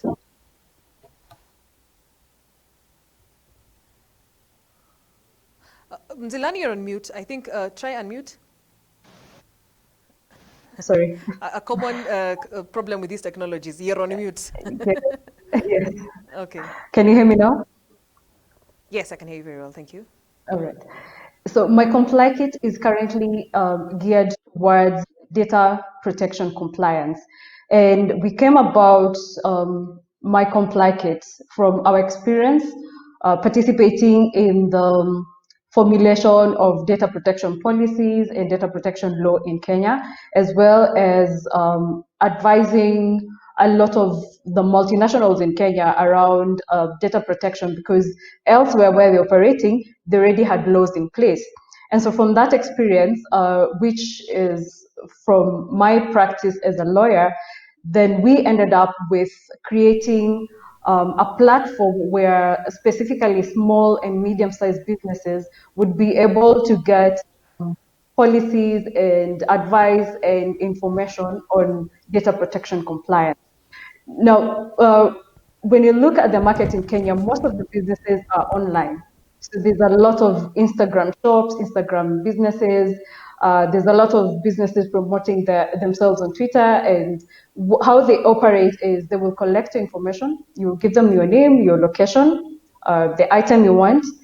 From that, they're able to tell exactly where you live, your full names. Sometimes they can even profile you based on the products that you buy. And so all of these businesses, regardless of their size, are collecting data on people which they process, they store, they use to profile people. They can tell, whether you have kids. They can tell. There's so much based on the information they collect, and so that's what my Comply Kit does. And from my Comply Kit, if you go to the website, you're able to gauge your level of compliance. You're able, based on a free questionnaire that guides you to determine what you need to comply and what you've complied with already. And so from that point, then you purchase the tools that are necessary.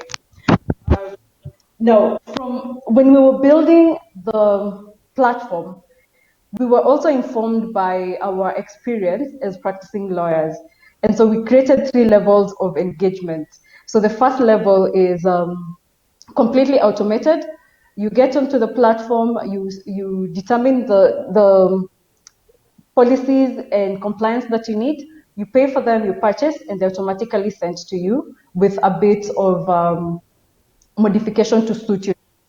Now, the second level is where you reach out and give additional information that you'd like included, which is also quite automated.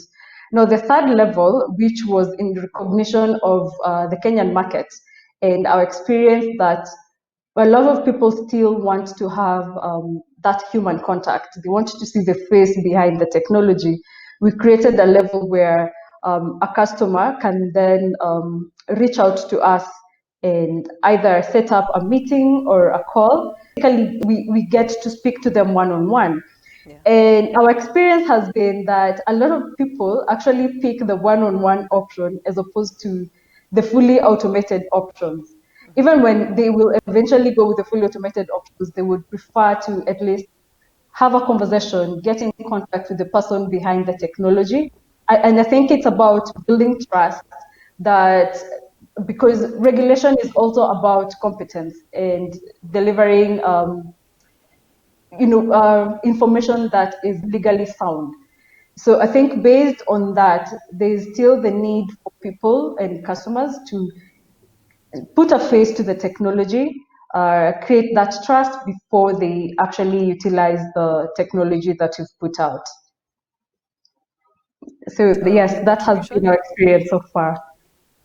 Yeah, thank you for that. So next, and I like the fact that you saw an emerging law, one that came into the country and helped you customers and even clients figure out how then do you utilize technology for compliance. Thank you for that.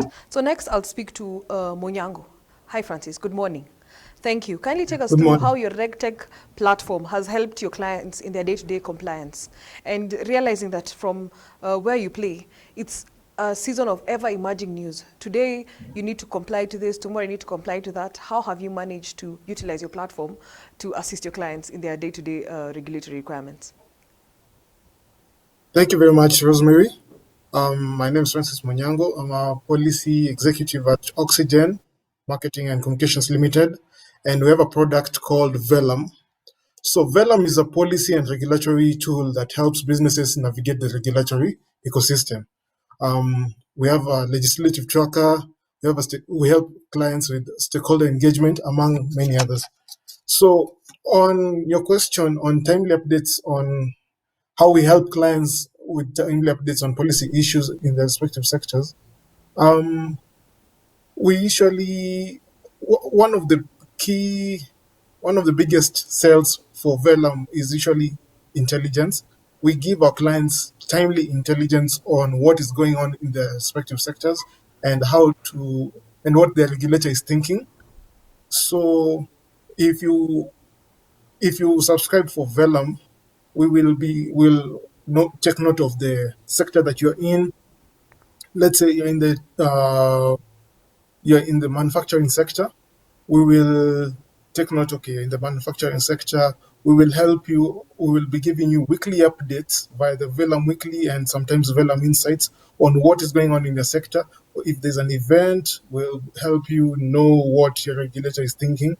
We will give you updates on whatever is happening in Parliament or in anything that touches on policy and regulatory issues. We will help you know what is going on and how to navigate that.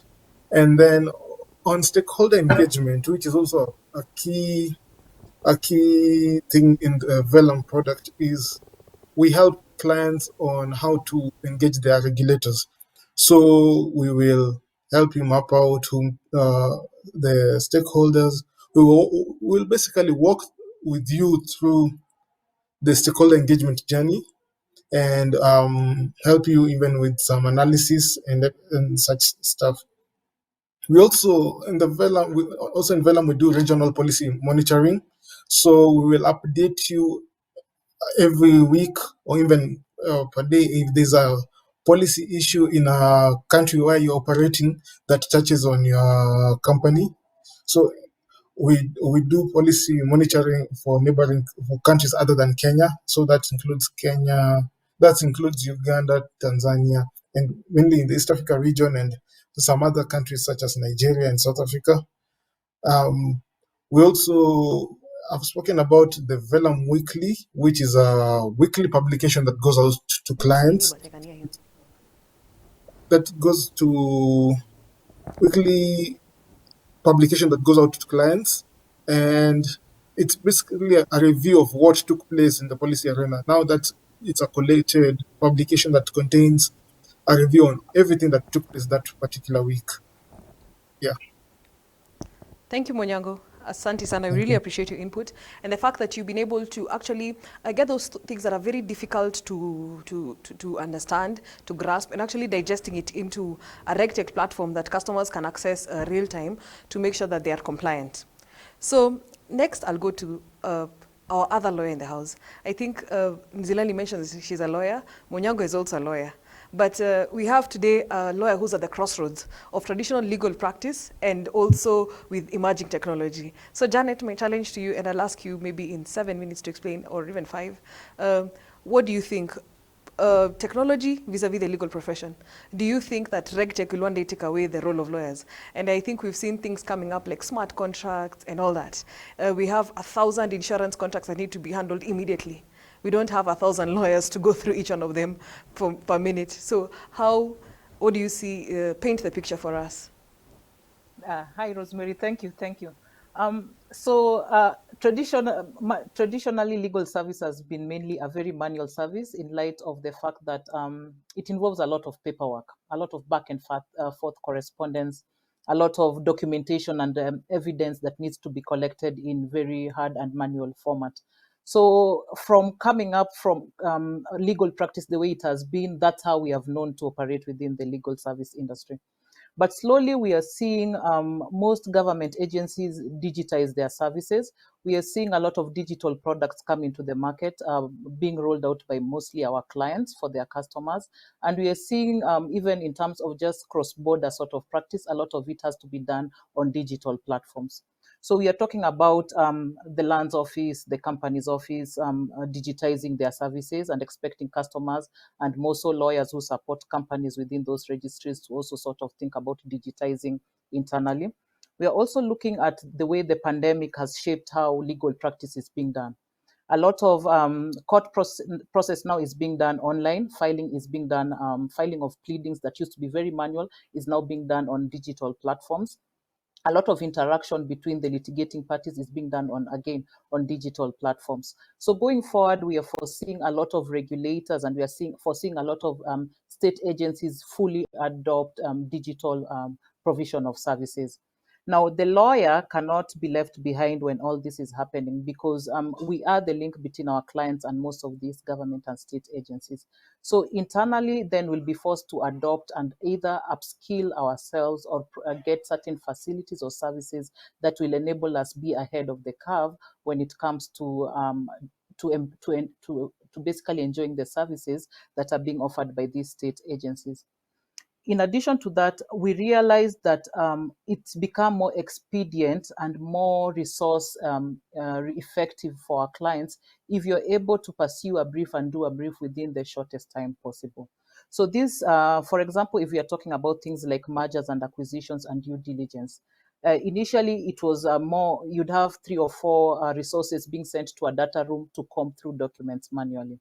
This would take days and then it would result into more billable hours for our clients and would eventually even stretch the project. But now we are seeing tools that are coming into the market that will enable both parties probably dump the documents in a data room and enable parties access the documents within the data room without having to physically go to a client site to be able to do this. This cuts on the time it takes for delivering on your legal services, but it also cuts on the resources and the billables that you'd charge this client. So now clients are more prone and are more likely to go to firms that have digitized their services because it makes it easier on their end to be able to deliver on their end and also output on their end. So law firms now will be forced, or lawyers will be forced to look at what tools, what platforms are there that will enable them now digitize their services to come out as attractive to customers. Because at the end of the day, what a customer or a client would be looking at is just ensuring that I get value for my money. If I not get on top of the value I'm getting for the money, I get additional value for the fees that I'm paying, and I get it in a very efficient and cost-effective manner. And with the work from home model that we are seeing most companies adopt, I want to be able to open my my laptop and get all the information from my lawyer in a very consumable format, either between not even in email, but between systems that link our companies with law firms, and we are able to get access to our lawyers in real time and in good time whenever there's a situation they're handling for us. So the legal practice, legal lawyers and the legal practice will be forced to upskill eventually if they need to keep up with the emerging trends that we are seeing globally and nationally when it comes to digital disruption. It's gonna be hard for most of us because of how we are trained and how we came through our training, that everything has to be reduced to a manual sort of format and a physical sort of meeting. But we are seeing a wave of change coming forth, and it's gonna eventually the outcome is gonna see a lot of lawyers being put out of business, unfortunately, if they don't choose to upskill themselves. But lawyers who upskill and embrace digital disruption and modeling will be at an advantageous position. Rosemary? To the future. So thank you very much. Next, I'll ask Hadia. We have now moved from building platforms, adopting them. What advice do you have, both for the builders of platforms and for the users of platforms, from a cybersecurity perspective? What should they look out for?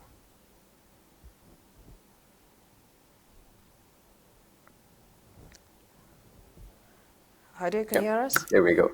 I can hear you just fine. Can you hear me well? Yes, I can. Welcome. So thank you for the question. Thanks for also for having me on. So I think it's a very interesting question, and it's a great setup to the three questions you've asked earlier. There are two parts of this equation that we need to look at. The first is what can we do or what should developers be doing as they build out the RegTech platforms? And then the second part is what should customers be doing as they adopt the RegTech platforms? So I'll talk about the first piece as well. From a development perspective, as we build and as we develop, I think it's important to understand that cybersecurity should not be at the tail end of that development cycle. It needs to be at the early end, and in fact, actually on the whiteboard before they even start developing. So a culture of awareness, a culture of visibility, I think is going to be very important. Making sure that you're working closely with the development team to identify what guardrails you need to set, I think is going to be very critical. Adopting the right cybersecurity standards are critical. And then, of course, making sure that you're training and hiring the right talent that understands cybersecurity is going to be critical. And then the last piece of advice I'd give for the developer piece is you need to make sure that you are embedding the technology inside of your development process so that it can support you. So technology such as, developers use containers quite a lot. Having the security technology that protects containers and that life cycle is going to be an important example that I just shared with you. So that's on the development piece. On the consumer side, it's important to understand and take some of the best practices that Tarek talked about in his session previously, which is have a culture of cyber resilience. Focus on the fact that attacks will happen. You have to protect against it. Focus on what your strategy looks like. Focus on the organization capabilities that you have. Focus on the policies that you're building. Focus on the processes that you have across all the multitudes of how you're deploying the platform, and then focus on the technology that can support you with a secure, resilient state. And one of the key elements of that is going to be understanding that you need to not be a blocker. You need to actually be an enabler to building out that RegTech platform, to continue to be agile by building out an integrated platform, to continue to have the speed, have the analytics that RegTech platforms use, and you're able to secure those analytics, and of course have the right level of integration such that you can then automate, you can automatically prevent, you can have the right visibility and continuous monitoring across those areas. So that's generally how I would advise between the two. Back to you, Rosemary. They've actually shared the information that is required for both the users and the consumers.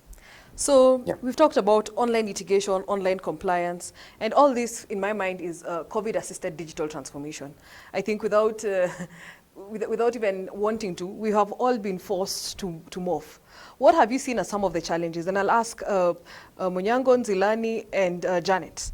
What are some of the key challenges that you've seen in just a minute in regarding the transformation? What are some of the bloopers, so to speak?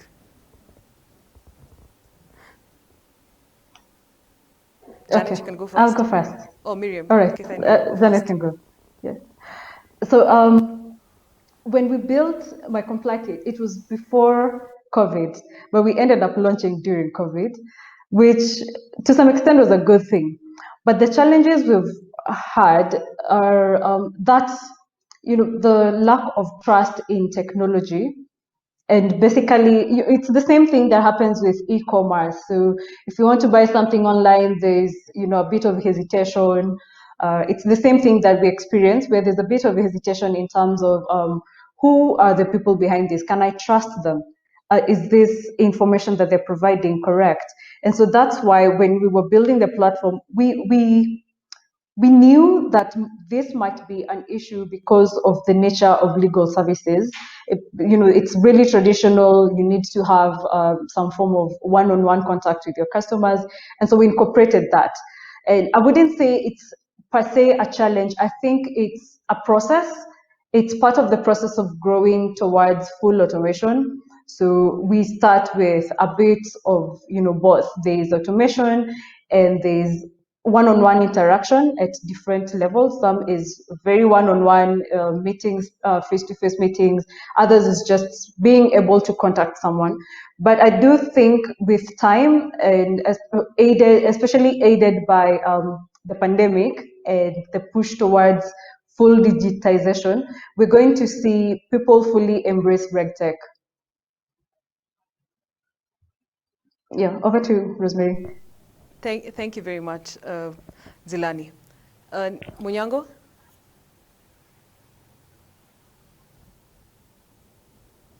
Munyango, once again, you're muted, so kindly unmute. One big challenge that we have encountered during this COVID period has been most of the government institutions are not really digitized. So getting access to information or getting access to platforms where probably public meetings are taking place was an issue at first.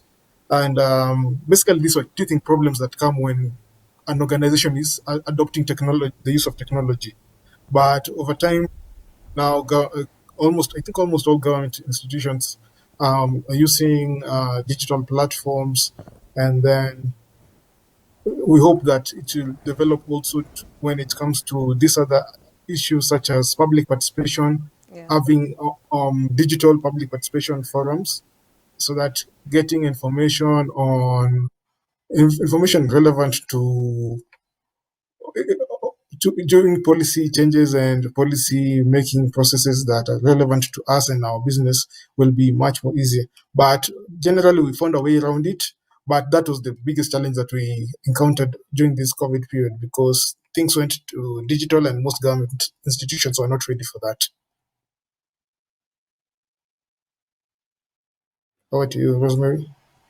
So I'm going to ask Janet. I don't want to put you on the spot, but we've talked about RegTech, technology, and here I'm going to ask about, with the adoption of technology, we have instances of lawyers behaving badly. What are your thoughts? What do you think we need to learn? What do we need to adopt?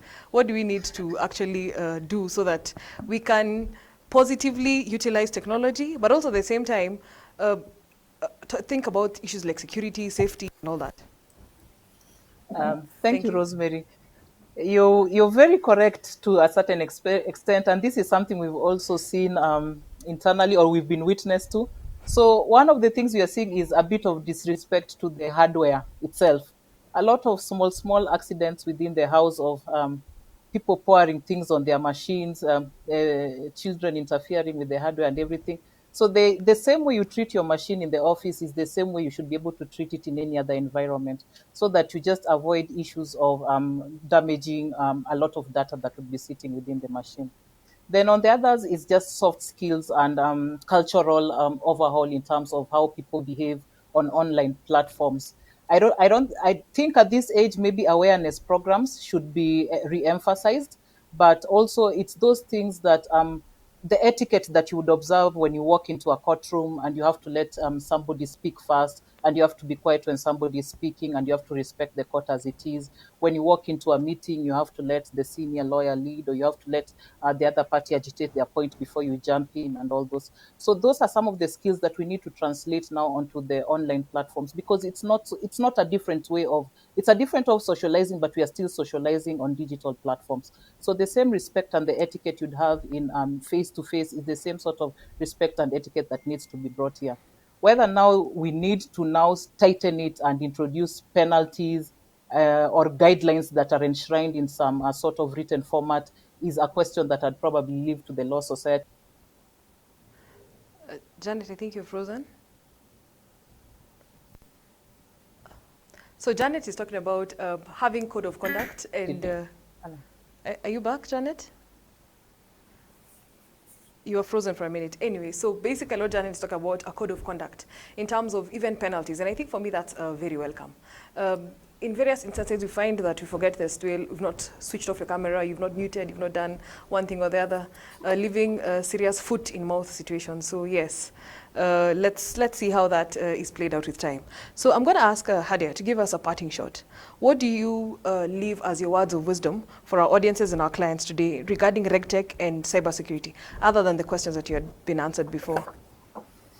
Thank you again, Rosemary. Yeah, I think it's a very interesting question, because there's lots of parting thoughts, but I'll focus on the ones that make the most the more common ones, let's just say. I think with any plan and with any strategy that we build, we have to follow the traditional approach of focusing on a platform and not focusing on integrated or siloed solutions. So what we're finding more and more today, and one of the key learnings that we've got also from COVID, is that organizations went out and actually developed a lot of point solutions. And now at a time of COVID, and also as we see a rise in cyber attacks, it's getting more and more difficult to understand the logs that they're seeing. It's more and more difficult to stitch together all the multiple cybersecurity vendors that they have in their environment. So I would say my parting thought here is focus on helping you prepare and predict on cyber attacks, focus on preventing and turn on those prevention capabilities that you have in your solutions, focus on detection and make sure you have continuous monitoring built in, and then of course focus on making sure that you have the right responses in place when you see the cyber attacks, because unfortunately it's not a question of if, it's a question of when those attacks happen. So you need to make sure that you have all four of those elements implemented. I'm sure Munyango and Nzilani are listening, and they should be able to reach out to you really soon on how to secure the platforms. So, Munyango, can you give us a parting shot on today's session?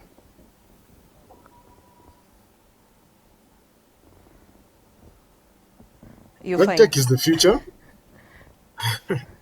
RegTech is the future. People want to be updated on the go, want to, as there was actually earlier said, the age of papers is coming to an end. People want to be updated on the go. They want to get a short email, a text that is telling them what they need to know about the policy landscape. So I think the market is getting ready, slowly by slowly, and yeah, this is the future. Thank you very much, Munyango. So next, I'll go to Janet.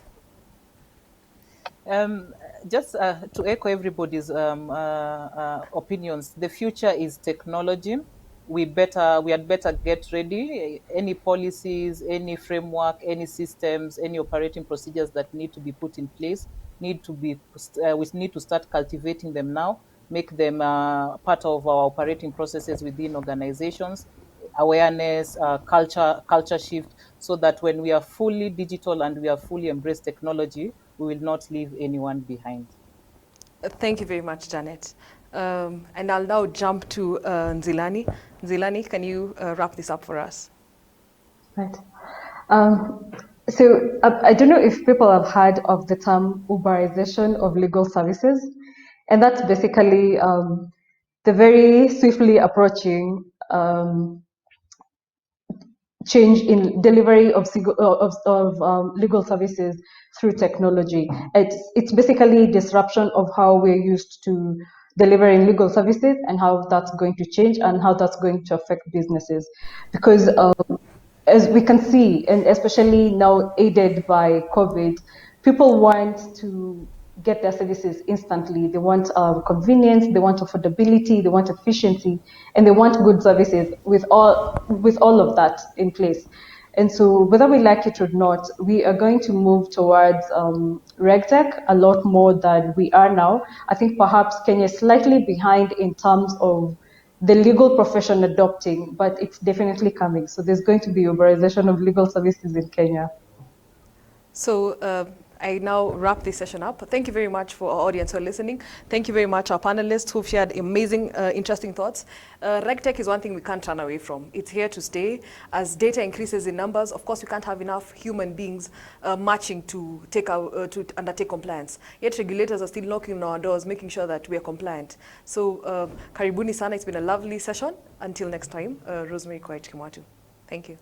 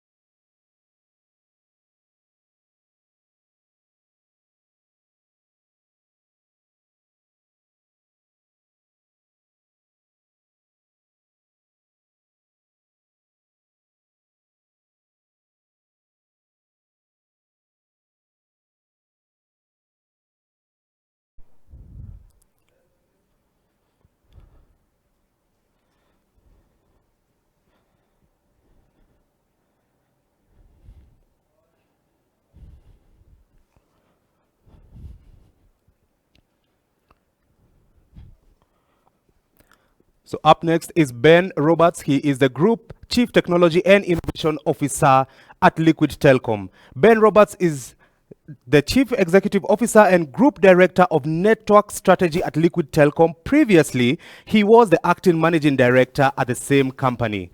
With over 20 years experience across a range of technologies in design, support, integration, and operational management roles, he has led the group's network and product strategy, expanding its technology base and fiber network across Africa. Before joining Liquid Telecom, Ben was responsible for electronics design and satellite systems at Ericsson United Kingdom Limited. We are looking forward to listening to Ben Roberts. This is an engineer. He's got vast experience and he is coming to take Africa by storm. Over to you, Ben Roberts, and welcome.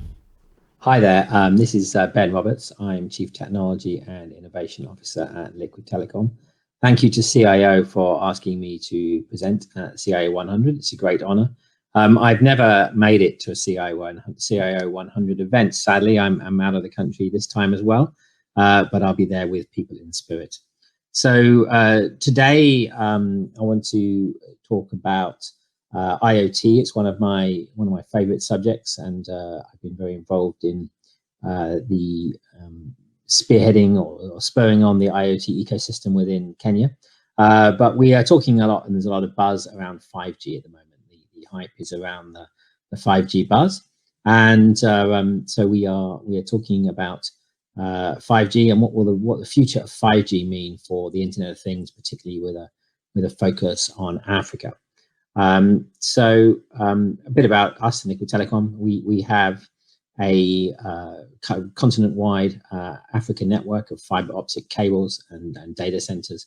In particular in Kenya, we've been working with IoT in the space of low bandwidths, and I'll talk a bit more about that as we go along, but that's using low power wide area networks. But 5G, although we're not a 5G operator as such as Liquid Telecom, 5G is very exciting for anybody who's involved in fiber and data centers.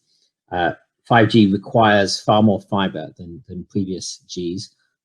So, you know, the connectivity to base stations is requiring always to have fiber. We've seen a lot of investment in fiber going into 4G base stations, but it's going to be required even more for 5G. And we as well in South Africa, we have built a 5G network using some available frequencies that we have. So we've built an open access 5G network for one of the operators there. So there's a lot of innovation is going on in the space of 5G. But I'm going to just quickly touch on things, and I apologize if people have seen this before. I have presented it to the CIO, but just to recap, what is the IoT ecosystem about? IoT is a focus on connecting things rather than people to the internet. Even these numbers on here are out of date, but 20 billion devices by 2020 is what Gartner was predicting, but I think it's the case now. Far more connected things than there are connected people. And I will just remind that, you know, globally there's about 3 connected devices per population of human beings.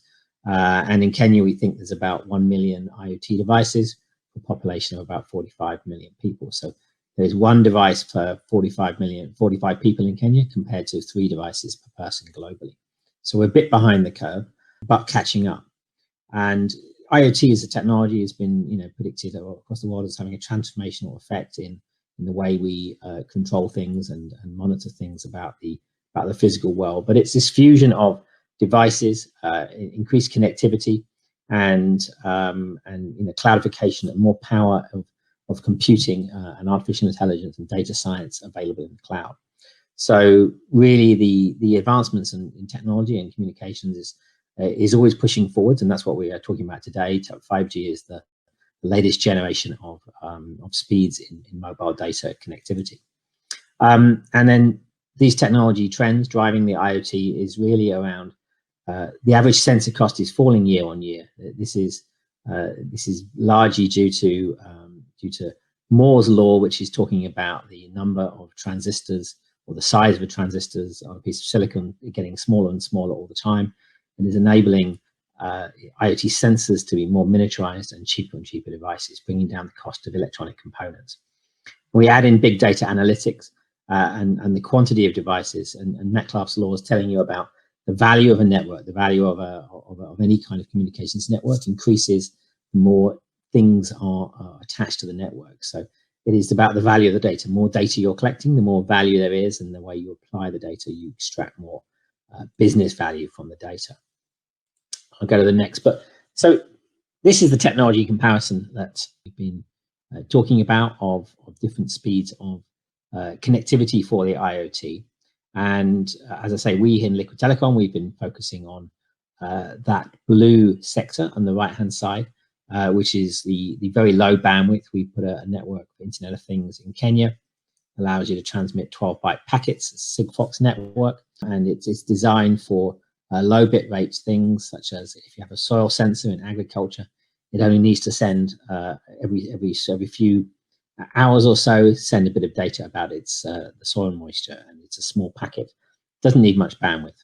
So low value object tracking, smart parking, metering, these are the types of things that can use this type of technology. In the middle, you've got the green, you've got things that require a bit more always on connectivity, sending data all the time, such as high value object tracking. There's a lot of vehicle tracking going on in Kenya. So the a vehicle needs to send a message quite regularly to say where it is, and maybe there'll be some telematic data about the vehicle, about how the vehicle is performing as well. So it requires more bandwidth. Then when we get to high bandwidth applications, these have been working mostly on 4G and fiber as well. But it's things that are sending a lot of data all the time, two-way communication, smartphone applications. Closed circuit television is requiring high bandwidth uplinks all the time, really requires fiber as the best case scenario. But connected cars, very mobile, that's requiring 4G, but moving on to 5G. Now 5G, then let's talk about that. So 5G comes with this promise of being a great technology for IoT, really increasing the possibility of the massive number of devices. That's what they're calling massive IoT, the marketing people in 5G, but it's saying that the number of devices really increased upon a 5G network. The capabilities are going to be vastly superior, and also the latency, the lowest latency, is going to be available on 5G networks. You'll be able to slice and segment your networks to have private networks and special networks for IoT devices. But for African case, I think that we're not yet at the number of devices that's going to be requiring 5G technologies. So we're not quite seeing IoT as being a driver for 5G yet. So I'm going to come back and recap and talk about this electronics ecosystem in Africa. So IoT development in sub-Saharan Africa is still at a nascent stage, but it's been picking up. It is having some challenges, which is there's been limited investment in innovation and solutions and devices that address local use cases. So we have devices that are requiring to work with unreliable power supplies, requiring batteries, and we also have a challenge on price, low purchasing power against businesses. Companies are struggling to find the business case to buy tens of thousands of IoT devices to roll out their IoT projects. Kenya has been progressing, and day by day we've got around 3 full electronics manufacturing production lines now in the country, and not all of them in Nairobi. So this is investment coming into this. People are seeing the future, and a number of these, or at least 2 of these, are really going to be focused on building IoT devices. So that's great progress from that side, but there's still a limited presence of component distribution companies are actually not having their offices and businesses set up in Kenya, but they're available to use. I think the South African offices of these companies can supply components to Kenya. And maker spaces are growing all over the country, nationwide as well. So we're working with a number of different innovation hubs across the country who are having some kind of limited space where you can make and develop your prototype electronic IoT devices. So that's really good progress. I think the people who are making IoT devices in Kenya, they're all looking at mostly 2G, 3G, and Sigfox modules in them. I don't think anyone has yet focused on building 5G capable devices. Obviously, reasons for that because lack of coverage of 5G in the domestic market. So here are the growth trends for 5G in general. So the big announcements have come from some of the big operators in South Africa, Vodacom, MTN. They've announced substantive rollouts of 5G, but it's in the smaller numbers of base stations. I don't think that the 5G rollouts have yet got to a very significant percentage of the networks. Still, it's very much a marketing thing.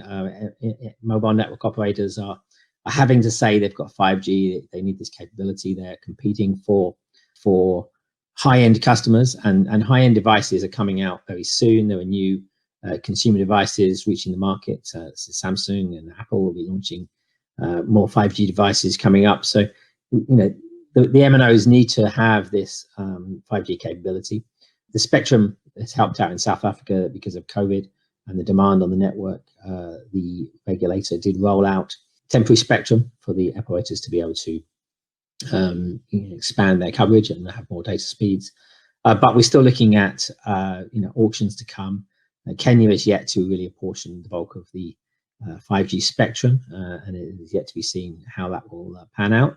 South Africa is planning spectrum auctions next year, and where they're hoping to raise a lot of money, but operators are really struggling to see the business case at this stage to invest heavily in more spectrum and auctions of more spectrum when they are focusing on actually monetizing their 4G. So they've got significant 4G rollouts have been completed, and then there's very large amounts of unused capacity on 4G networks.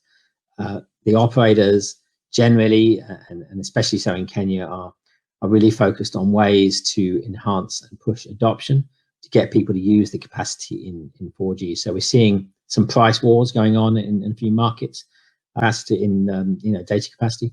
Somalia being one of the cheapest places in Africa for having data prices. So we're seeing the prices pushing down. Operators are pushing down the price per megabyte, per gigabyte, to really push adoption.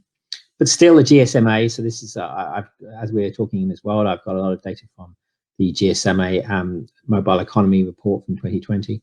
But they're predicting that the number of 5G connections is going to start rising. They're not predicting it happening very quickly. 2020, 21, 22, still really low numbers of devices. It's not really till 2023 that they're expecting it to kick into gear. So this is by GSMA's own predictions, reaching around 30 million devices, and that's not including IoT, reaching 30 million devices by 2025 in the whole of Africa, which is somehow the tip of the iceberg in a continent with a billion population and really large quantities of mobile phone penetration. So this is the technology mix that GSMA are predicting for our region, and they are increasing a increase in subscriber penetration, 44% to 49%, and an increase which is very significant in smartphone adoption. Currently, we're looking at 36% smartphone ownership, almost doubling by 2025 to 62. So that's a big step. And of course, a lot of those new smartphones they'll be coming on as 5G capable devices. But of course, with Africa's circular economy, a lot of people will be getting smartphones that may have been used in other parts of the world, second use phones. So not all of them will be 5G capable as they come into more smartphones. But here's the technology mix. So they're expecting to have 25% of subscriber connections being 5G by 2025. Now, if we extrapolate that to the relatively low number of IoT devices we're talking about, it's perhaps not going to totally change the IoT unless we can see a really big explosion. We are perhaps not expecting to have that big an impact of 5G itself on the IoT landscape. There is a lot of benefit to be had. I mean, as I say, CCTV can really benefit from 5G, but there is not really any expectation of remote vehicles in the consumer segment happening in the near future, just because I think the interesting driving styles and road conditions of East Africa are probably not going to be conducive to autonomous vehicles, self-driving cars and the like. So let's look at the IoT distribution. This is from the cellular side. We are seeing South Africa having, being just one country in Africa, having half of all the IoT devices in the continent. Nigeria, 16%, Ghana, 7%, Kenya, 3%, with all the other 50 or so countries in Africa only taking up 26%. So we're seeing 4 countries dominate really 3/4 of the IoT market. So it's good for Kenya, and we are seeing this picking up. We're seeing, now with the work we've been doing with Sigfox and low power wide area networks, we're seeing people doing their proof of concepts and starting to scale up now and starting to buy hundreds, thousands of devices to scale up their pilot projects. But it's still been slower than even we expected. One thing that is perhaps going to be a consideration in Africa is industrial IoT, and it will certainly affect certain industries in Kenya. It's starting, particularly in South Africa, to be adopted more, and mining is an industry that has become heavily automated globally, with autonomous vehicles really being used in the mining sector, and a lot of telemetry on the machines that are there, and the economics of these things stack up. And if you have a certain machine in a mine and it needs new tires, one of those tires might cost $100,000. So if you have some kind of telemetry about the machine that's telling you when the tires will be needing changing, it really makes a big difference to your business. You can order tires to be delivered at the right time and replaced.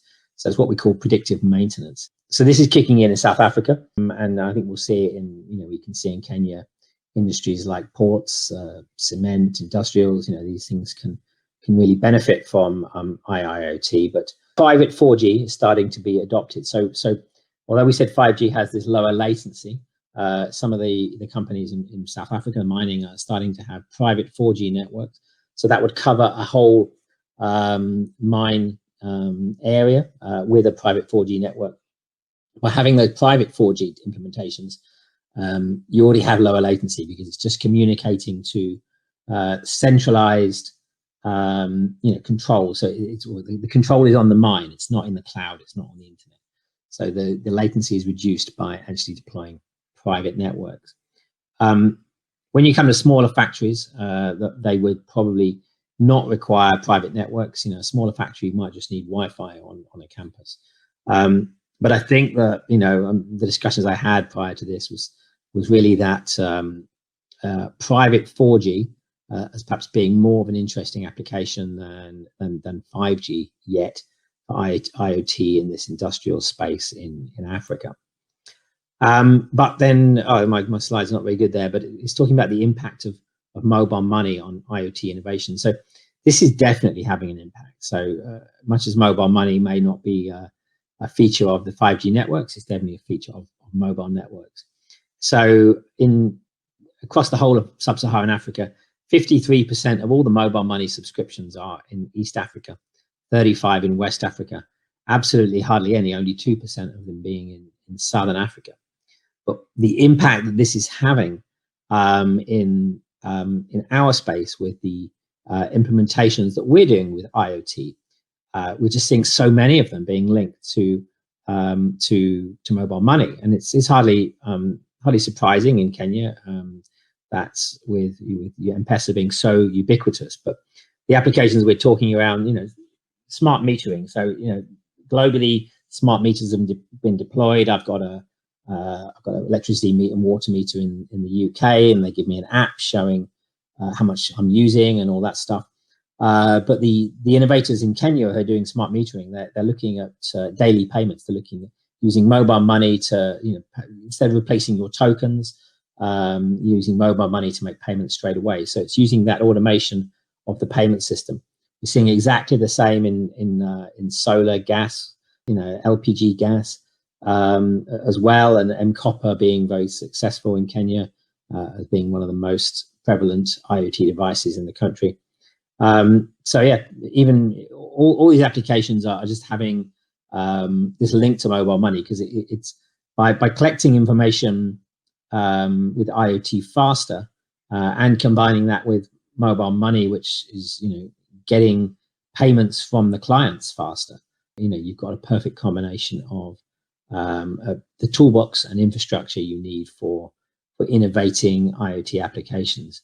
So I actually see that, I think from the experiences, probably mobile money is being more transformative in the IoT space than 5G is going to be in the near-term future, just because we're seeing how you can translate data to cash straight away. So it's about collecting the information about usage and then using mobile money to get paid straight away.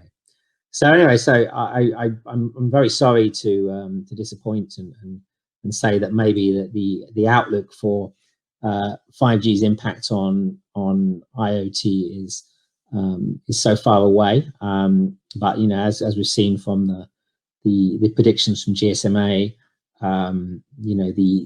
the uptake in Africa is expected to be fairly slow at this point in time, even on the consumer data side, just because of the very large investment that's been made in 4G. Operators are really looking to monetize the 4G spectrum and the 4G networks that they've built. But I'm still really super excited about the future of IoT in general.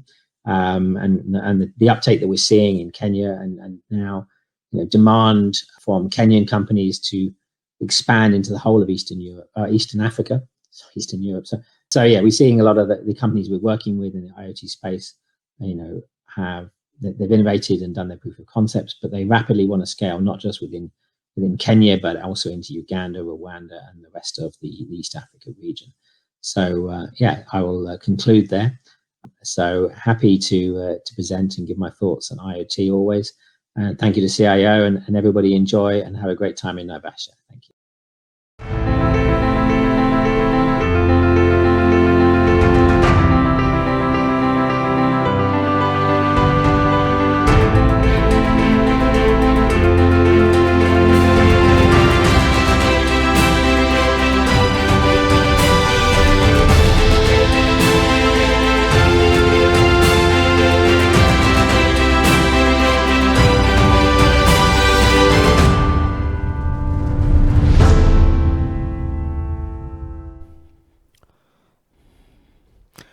Fantastic. Welcome back, ladies and gentlemen, to CIO TV. This is the CIO100 Symposium and Awards. We are glad to have you here with us. That is a fantastic session that I've just enjoyed, and we are engaging with each and every one of you. And first of all, before we can even proceed, I hope that you're getting a lot of information that is going to transform your lives, transform your company, and even change your own personal brand and the face of your company. And I'm confident that it's going to take us to the next level. So kindly take as much as you can and engage. And speaking on engagement, I'd like to first of all appreciate our sponsors. We have VMware, thank you very much. Dimension Data. We have Reddington. We have Huawei. We also want to appreciate Fortinet. Thank you so much, Palo Alto. Thank you so much, Intrasoft, Manage Engine, Intel, and also Synchron. Synchron, thank you so much for also being here with us. We have seen a lot of value and support that is coming from your end.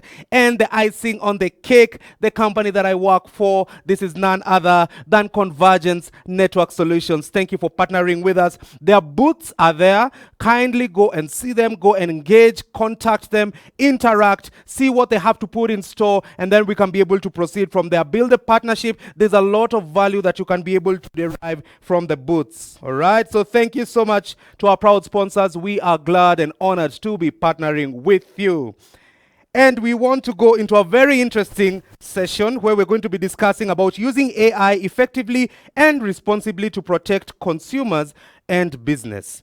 And this panel is an interesting mix. It's a nice cocktail, and I'll let you know why. So our first panelist is Elias Labutin. This is the Director of Artificial Intelligence Technology at Nizhny Novgorod, Russia. And we have Georgina Odhiambo. She's the Head of Enterprise Services National Bank of Kenya. And also we have Michael Michier. He has such a brilliant mind. He is the CIO OK Law. So we have someone from Russia, we have the banking sector here, and we also have the legal front. Such a nice blend. And to moderate this session, he's the CIO of MultiChoice. I consider him a scientist because I kid you not, this year he came up with a platform that did a little bit of data mining to the calls that are going outside just to derive the value of the calls that are being made from his organization. He is a gentleman that you need to prepare an elevator speech when you meet him. He is none other than Francis Kamuyu. Welcome, Francis, and over to you. Hi, good morning, Ian. Yes, so thank you very much. I would like to welcome our audience. Thanks very much for tuning in to this panel. As Ian has said, this is a beautiful, beautiful panel, and it's a beautiful day. So I would like to give an opportunity to our panelists to introduce themselves. Mike, the last time I saw you, your hair was different, but anyway, a bit of that later. It's Friday. I know we'll meet on that. And Ilya, welcome all the way from Russia. So a minute of introducing yourselves. Maybe we do it slightly different. It's Friday today. Let's not be so uptight, and it's a bit cold. Tell us a fun fact about yourself as well. Just throw in 10 seconds. So let's start with the lady, Georgina. Hi, good morning, everyone. Thank you, Francis, for that. So Fun fact, I love watching series, especially on Netflix. And while I might be behind on The Crown, I know everybody's now gunning for season 4. Let me just say I've just started season 1, and I have a goal to complete this on Sunday. So I have packed to catch up with the rest of my friends. I'm a wife, I'm married, and I have 3 lovely children. 80% of my time is spent taking care of them. The 20% of my is spent working on service delivery. I'm very passionate about that. I love being of use. I love helping people. And I did give a try at farming during these COVID times, and my harvest was not that good. But there's always room for improvement. Over to you, Francis. Thank you. Thank you, Georgina. We hope the next season will be better. Mike, we come to you. Michael? Yeah? Can you hear me? Yes, I can hear you. Kindly introduce yourself. My name is Michael Meshe. Fun fact, I love gaming. I obsessively game whenever I get the chance. So this Sunday and December holiday, that's all I'm planning to do. Thank you. Welcome. Ilya, all the way from Russia. Russia is a big country. Where are you from in Russia? Yeah. Hi guys. Thank you for inviting me. I'm in Nizhny Novgorod, which is kind of a big IT cluster here. It's 400 kilometers from Moscow. It's quite a bit cold here already. And thanks for having me on this cool event. Fun fact about me, outside of kind of normal work hours, I'm kind of crazy soccer fan and enjoy a lot watching and maybe sometimes playing, but less and less nowadays, mostly with kids. And it's kind of fun to see how AI converting everything, including sport industry, and so pretty much trying to find applicability of AI in my, let's say, normal life, and it's kind of fun.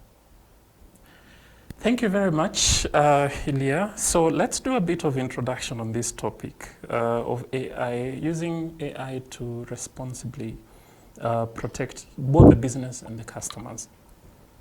And we find that AI market is projected to grow and reach $190 billion by 2025, $190 billion, according to market research. Moreover, the adoption of AI has tripled in 12 months, with AI becoming the fastest parading shift in tech history.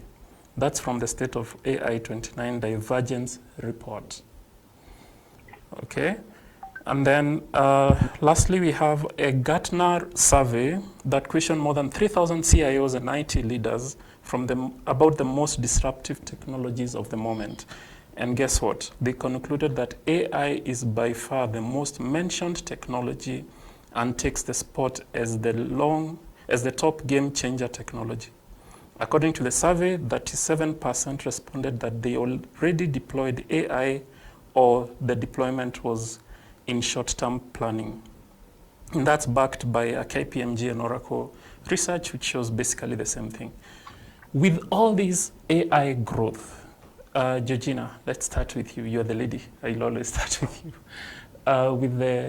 With the AI growth, Georgina, what do you think, especially in banking, because banking, finance, money, if we are to protect something, we usually start with protecting money.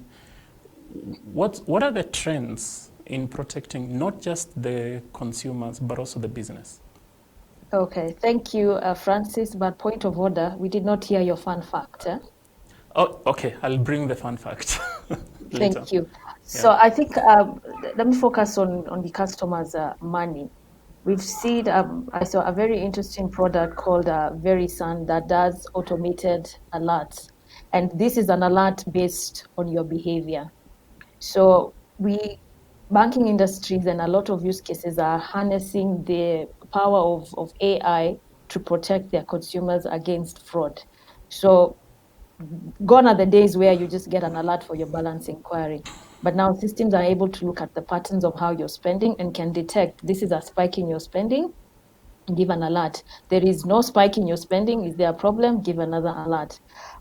Key also for banking is trading, especially a lot on forex trading and getting to know which are the best buys in the market. And this has got a lot to do with historical data that sits in different sets, different formats, different systems. And I looked at a very interesting product called Caution, and they are able to use natural language processing to correlate all this data.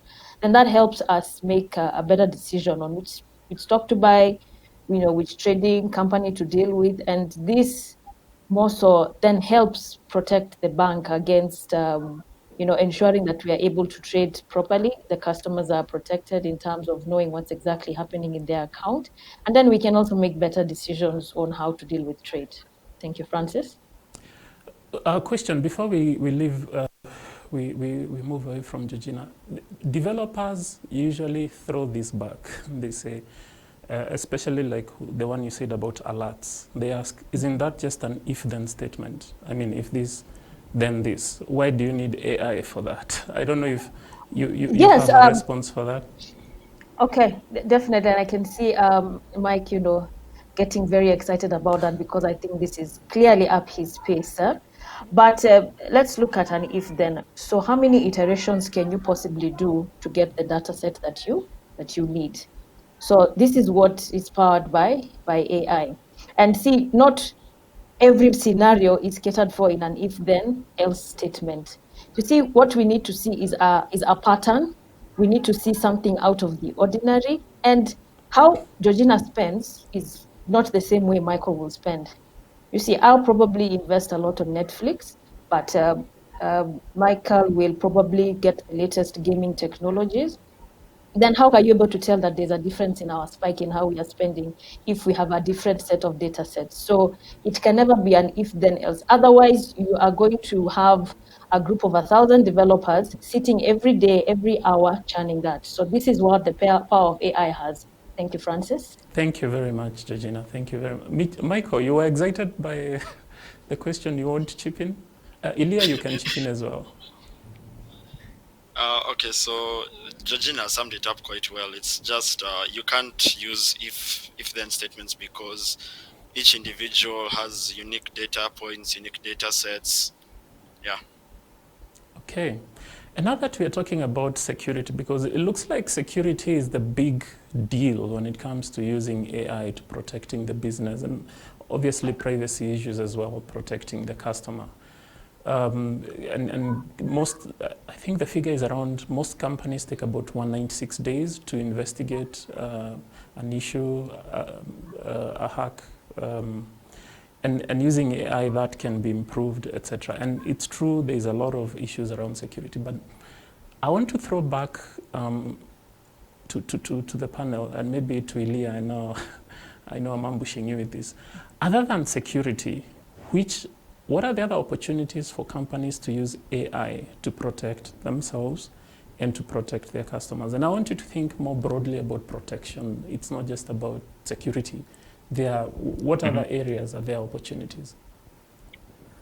Yeah, this is actually a great topic, and maybe some people are scared about the power of AI, right? But I don't think we all should be scared. We need to focus on improving things and improving the understanding how it works. And from that perspective, Huawei invest a lot in open source frameworks like Mindspore, for example, and invest a lot into research, which helped to achieve next level of explainability of AI, create some tools to prevent adversarial attacks to AI systems. So from that perspective, I think many of us believe in the power of AI, right? And we work in that area to bring it to multiple businesses. And at the same time, I think we need to keep focus on things like explainability and protection from some data adversarial attacks. So, and that should be the vector of investments from, I think, companies like Huawei to make sure that people are confident when they integrating AI-based solution into their business scenarios. So as soon as it's kind of well explained and people have confidence that it works in mature way, I think the level of applicability and usage of AI-based solution will keep growing. And I am more kind of close to hardware, so I think the great situation right now is that power of AI is so much wide that people are so creative, and you can find so many some of the crazy scenarios how it can be applied, right? And again, from my point of view, companies like Huawei, which built the entire stack from hardware to middle level software, should be focused on providing mature foundation, which will make people confident that they can use it. They will get predicted results, and they are secured from kind of fundamental AI aspects point of view. Thank you, Ilya. Thank you. I'm going to come back to you with a question. Maybe I should just, bring it up now so that you are ready. There's a story about American pilots and Russian pilots. So they met, and the American pilots, they told the Russian pilots that they discovered that the fountain pen doesn't work at very high altitudes. So they invented the ballpoint pen. And the question they were asking the Russians, so what did you guys do? I mean, we invented the ballpoint pen for that. What did you guys do? And the Russians looked at each other and they said, we use pencils. It doesn't matter what altitude you are at. And so the question I want to bring you is, we know Russia provides an alternative to what the West provides. Are there, is there something we can look forward to from Russia in terms of less expensive technology? In the last 1 decade or 2 decades, actually the last 1 decade, we've had a lot of influx of China into Africa with cheaper roads and cheaper everything. Do we look forward to something like that from Russia? So you can think about that as I ask Michie the next question. Michie, I know you're not a lawyer, but by association, since you work in a law firm, I'm going to ask you a legal question.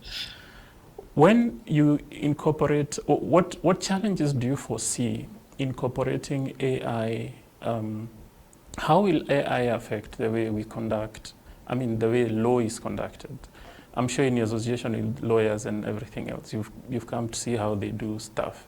How is it going to have any effect? Let me give an example. So regulatory-wise, we know that AI can be used to read through tons and tons of regulations and come up with, this is your obligation regarding this label, for example. We know AI can be used to, so there are all those kinds of options, but is there something that the legal fraternity might be looking at? And I'm asking you this because working in a law firm and you come from IT, you might see, where these two are we going to work closer together? What's your view? Definitely. So it's going to be a combined effort between AI and the human resource. AI has a unique potential, especially in the legal space. It's already been used for items in compliance, e-discovery, when you have a large history of files to look through and come up with sort of dig through and find the diamond in the rough. For those who do litigation, that's in use. We are also looking at AI just being used to do analysis, sentimental analysis of cases, figure out. I don't know if you've watched the series called Bull. Maybe I know Georgina has.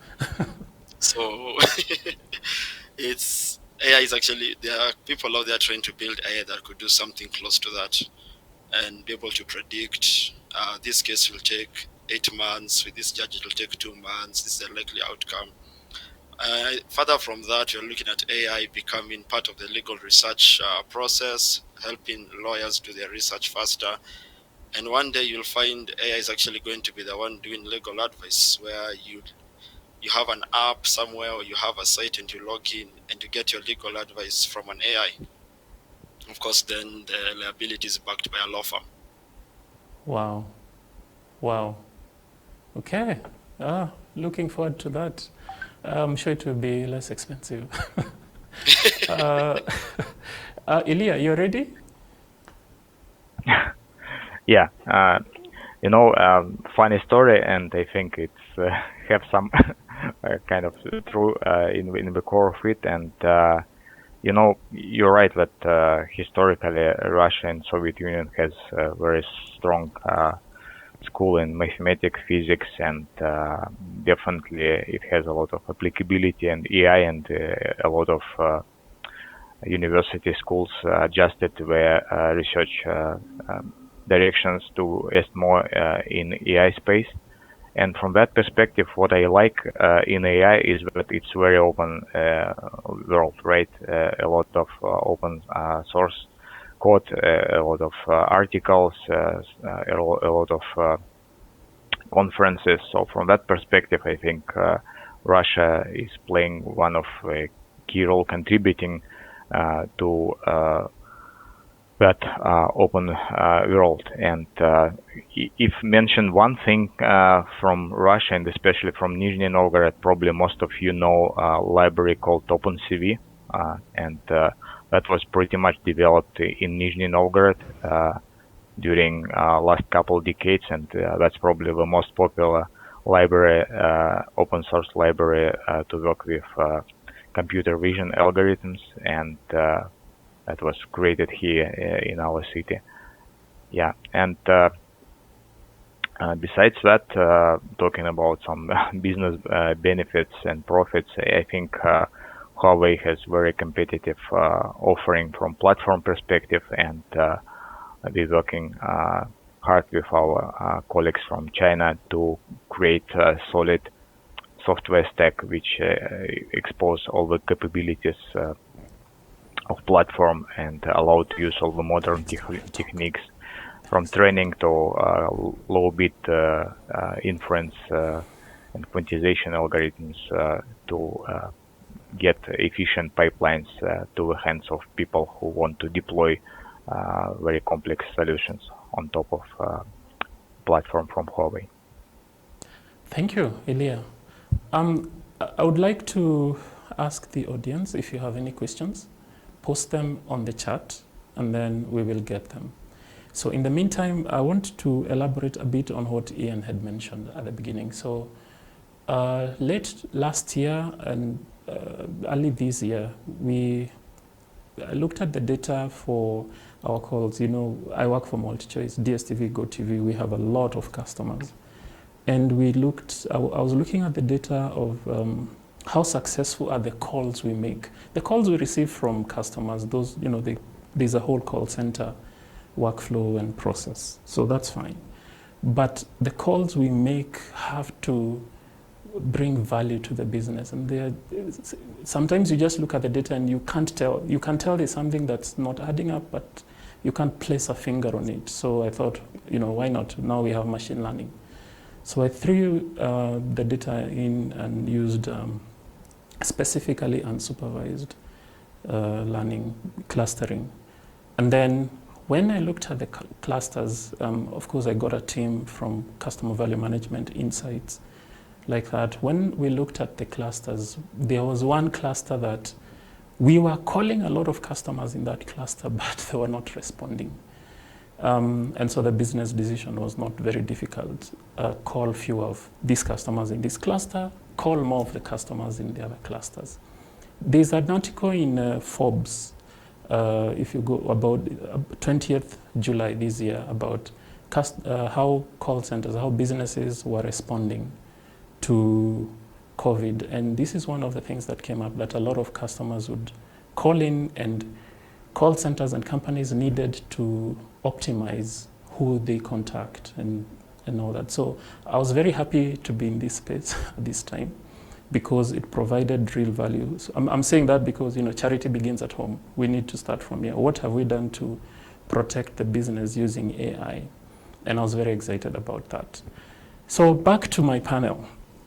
Oh yeah, it's Georgina. I'll do my fun fact towards the end to close. I'm not forgetting that. Mike and Ilya, you like gaming. Mike, you like gaming. Ilya, you love soccer, and you've mentioned a bit about that, AI and soccer. And I know you would want to talk about that, but you can save that for the final remark. Georgina, back to you. There was an issue of we have the lenders. I know you're not in that space, but it's related to finances, so that's why I'm asking you specifically. There was the issue of you have people who spend a lot of money. They do mobile banking, digital banking, and so they have a signature. And when they ask for credit, it's easy for them to get credit, right? There's this concept of credit, what is it? People who are not invisibility, credit invisibility, where because you don't have a digital signature, then banks and other credit financial organizations, they don't know you. Is there a way, and this affects mostly the older people, obviously, because they're not as technology savvy as the younger ones. Is there a way to use, I don't know whether it's AI or, and I'm bringing this up because the problem is brought in by AI in the first place to begin with. So how do you think we can overcome that? And of course, any other member of the panel can chip in. Thank you, Francis. So with credit is just being able to back up your needs with some form of collateral.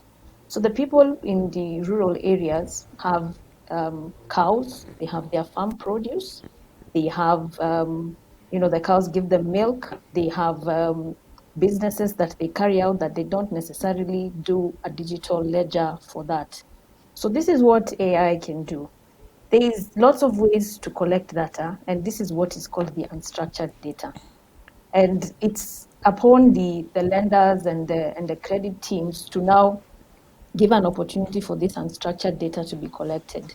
Make it easy from whatever form of device that you have to just simply say, I own 3 cows, they give me 2 liters of milk, and then use that from various sorts of algorithms to then give this person a credit score.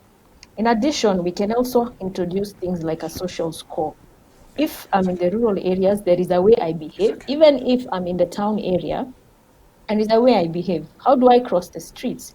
How do I talk to people in a restaurant? How do I approach people? How do I actually even pay for my bills normally? So this information is easy to collect, especially social score, especially somewhere about crossing the street. We have the CCTV that doesn't dispose anyone to have a particular device, but then make this data available, of course, using the open data architecture. Then it's collated somewhere. If I'm a driver, how do I brake, accelerate, move forward? Do I jump the lights? So these are various ways. And then you kind of build something called a social score. So when you need to get credit, they check the unstructured data, which is the number of cows you have. I have, 2 acres of maize, and it gives me 5 bags. Or this is the kind of person I am socially, and I'm able to get a social score. Thank you, Francis. Thank you very much, Georgina. Mike, you have a comment? Sure.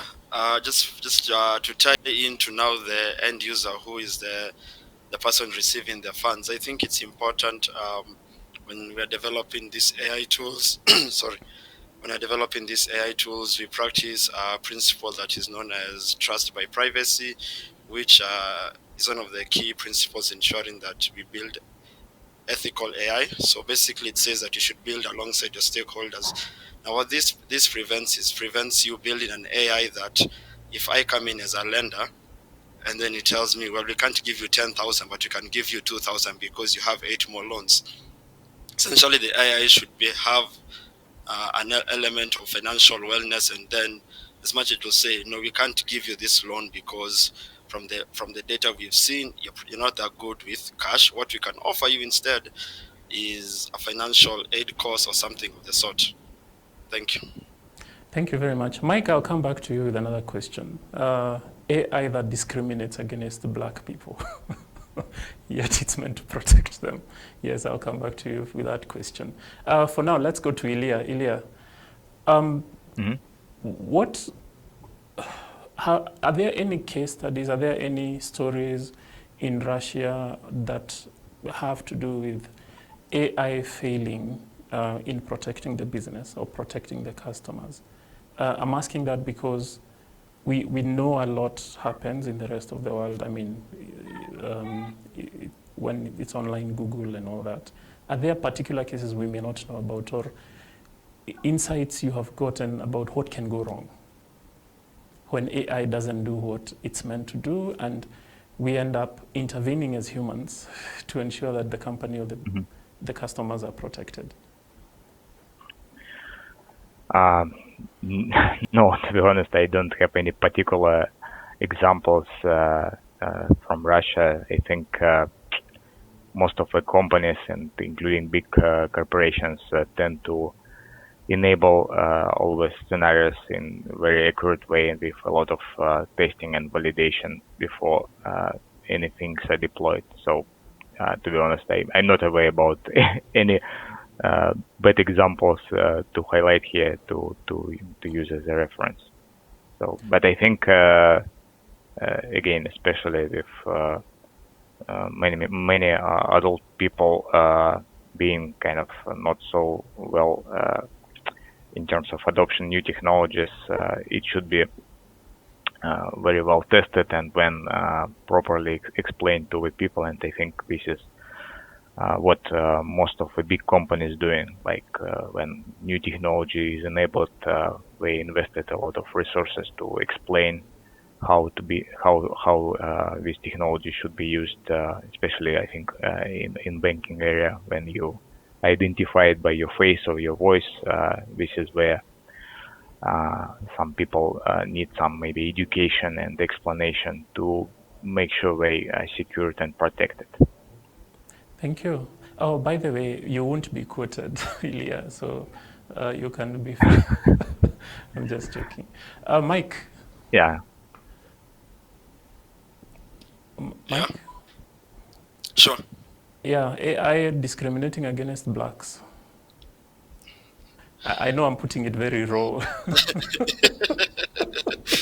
So let me discuss why that sometimes happens. So first of all, you have to accept data can be biased. Whatever data sets your AI is learning from, no matter how good your algorithm is, or you've taken all the steps to ensure that your algorithm has been built safely, that it has no bias. You've done your bias evaluation. You've probably even done human in the loop process. You've done data risk awareness. If the data itself that your AI is supposed to learn from is biased, then it becomes that your AI would obviously make such discriminatory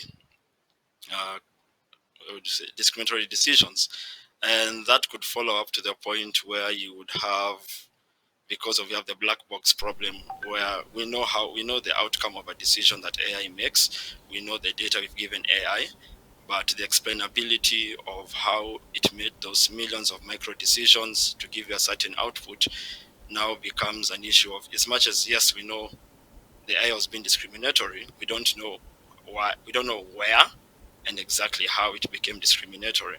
So addressing the black box problem and using essentially data that's not biased, data that's not bad, that of course becomes a challenge. And then that moves from just an issue of data science and IT, and then starts moving on to philosophy.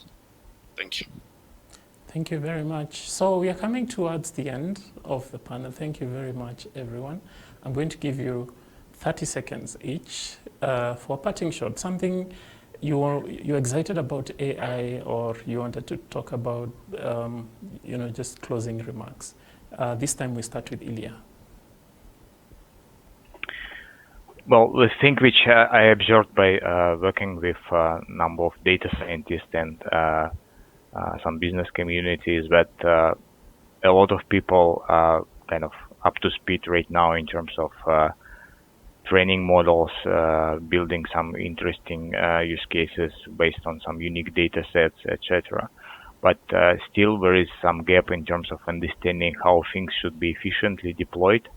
And this is the reason we're building kind of unique software stack for inference on Huawei platforms that come with some techniques related to compression, pruning, quantization, to extract the maximum out of platforms. So this is kind of advice to everyone who involved into deployment of real scenarios powered by AI into their pipelines. Think about how you can efficiently deploy by using specialized inference solutions, and this is really usually a huge cost reduction compared to just inference based on framework which you use to train your model. Thank you, Ilya. Georgina? Yes, thank you. First, I think it would have been interesting to see the AI algorithm that would have predicted Mike's hairdo and yours, and probably that would have been something interesting to see. I think Mike needs to do one for next year's CIO. I All agree. factors being held constant, needs to predict how we'll all show up. I think picking up from what Yana said and Michael, I think by and large, AI is a technology. It shouldn't be put into a pigeonhole that it is quite something different. And with technologies, there's going to be biases, there's going to be uncertainty. So a lot of education needs to happen, and the legislation needs to be in place, and it needs to move in tandem as well as policies. So, we've mentioned Huawei a lot, and I think they're doing quite some substantial work. So this is what one of the algorithms did. Was able to complete one of the symphonies, symphony number 8. It, I think, was missing 2 notes or 2 steps, and this is something that was done in 1822. And of course, we can't contact the composer to ask them what it is they needed to do. So then the question comes in, so who owns the copyright? Is AI becoming an author? Is AI taking out intellectual property? Is it, then we now sit into in a concert and listen to an algorithm playing back to us. So those are some of the things we need to think about. And by and large, box it all together that this technology is here to stay. We need to move together with it, and the philosophy, the ethics around it, and also there's the adopters.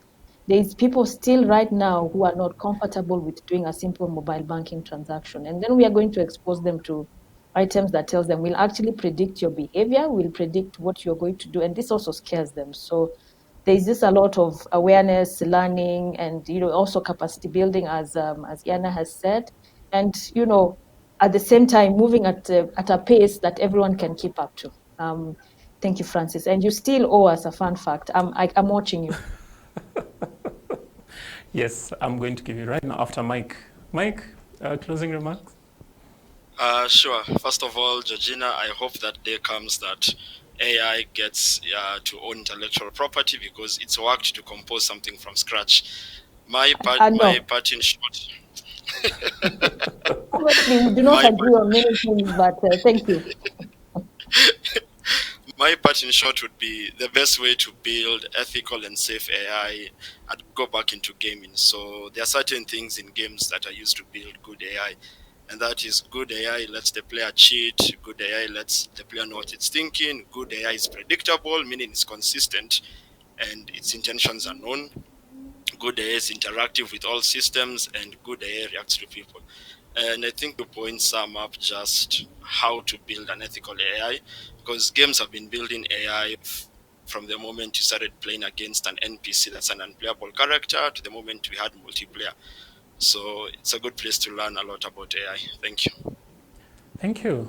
So where does the yes, where is the place for intuition in all that you have said? The judgment. Are you saying? Yeah, you're saying AI. Okay, but we can have another panel for that. Sorry, Francis. Go ahead. It's okay. It's okay.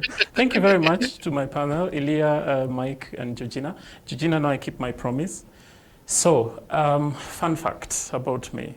I like documentaries. I'm going in line with Georgina's theme of what she likes watching. I work for DSTV, so yeah, definitely love to talk about something I like watching. I love documentaries, and I especially like documentaries about things that failed. Right now I'm looking at abandoned engineering. There are also similar series like that, because by looking at what failed, it's a lot easier to learn, how to make it not fail. Yes, thank you very much for that. And thanks very much to the audience for joining us on this Friday. And thank you very much, of course, to the panel. See you guys in the evening at Naivasha. And looking forward to the next CIO. Asanteni sana. Okay.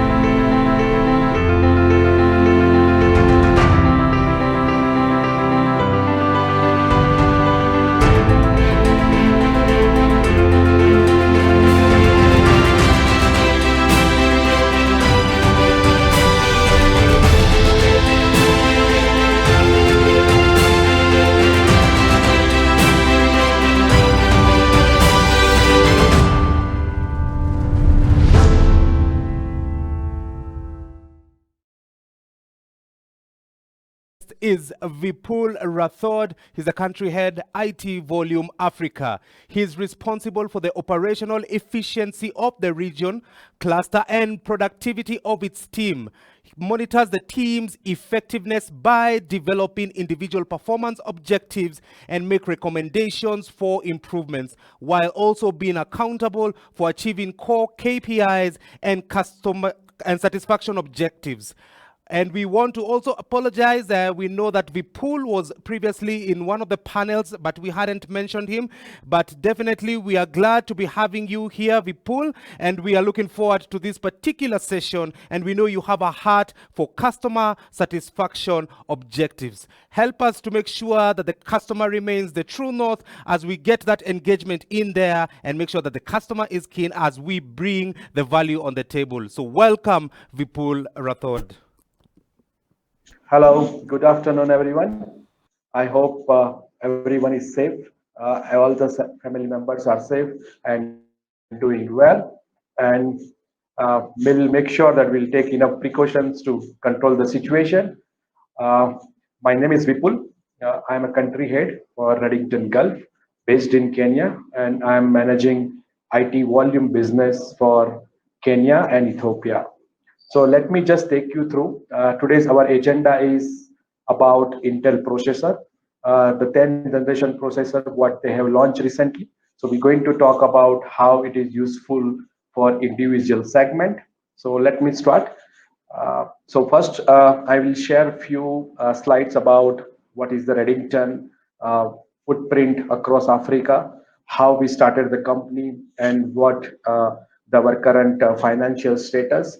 And then we will move on the next slides about the Intel processor. So if you look at Reddington, basically is a technology distributor.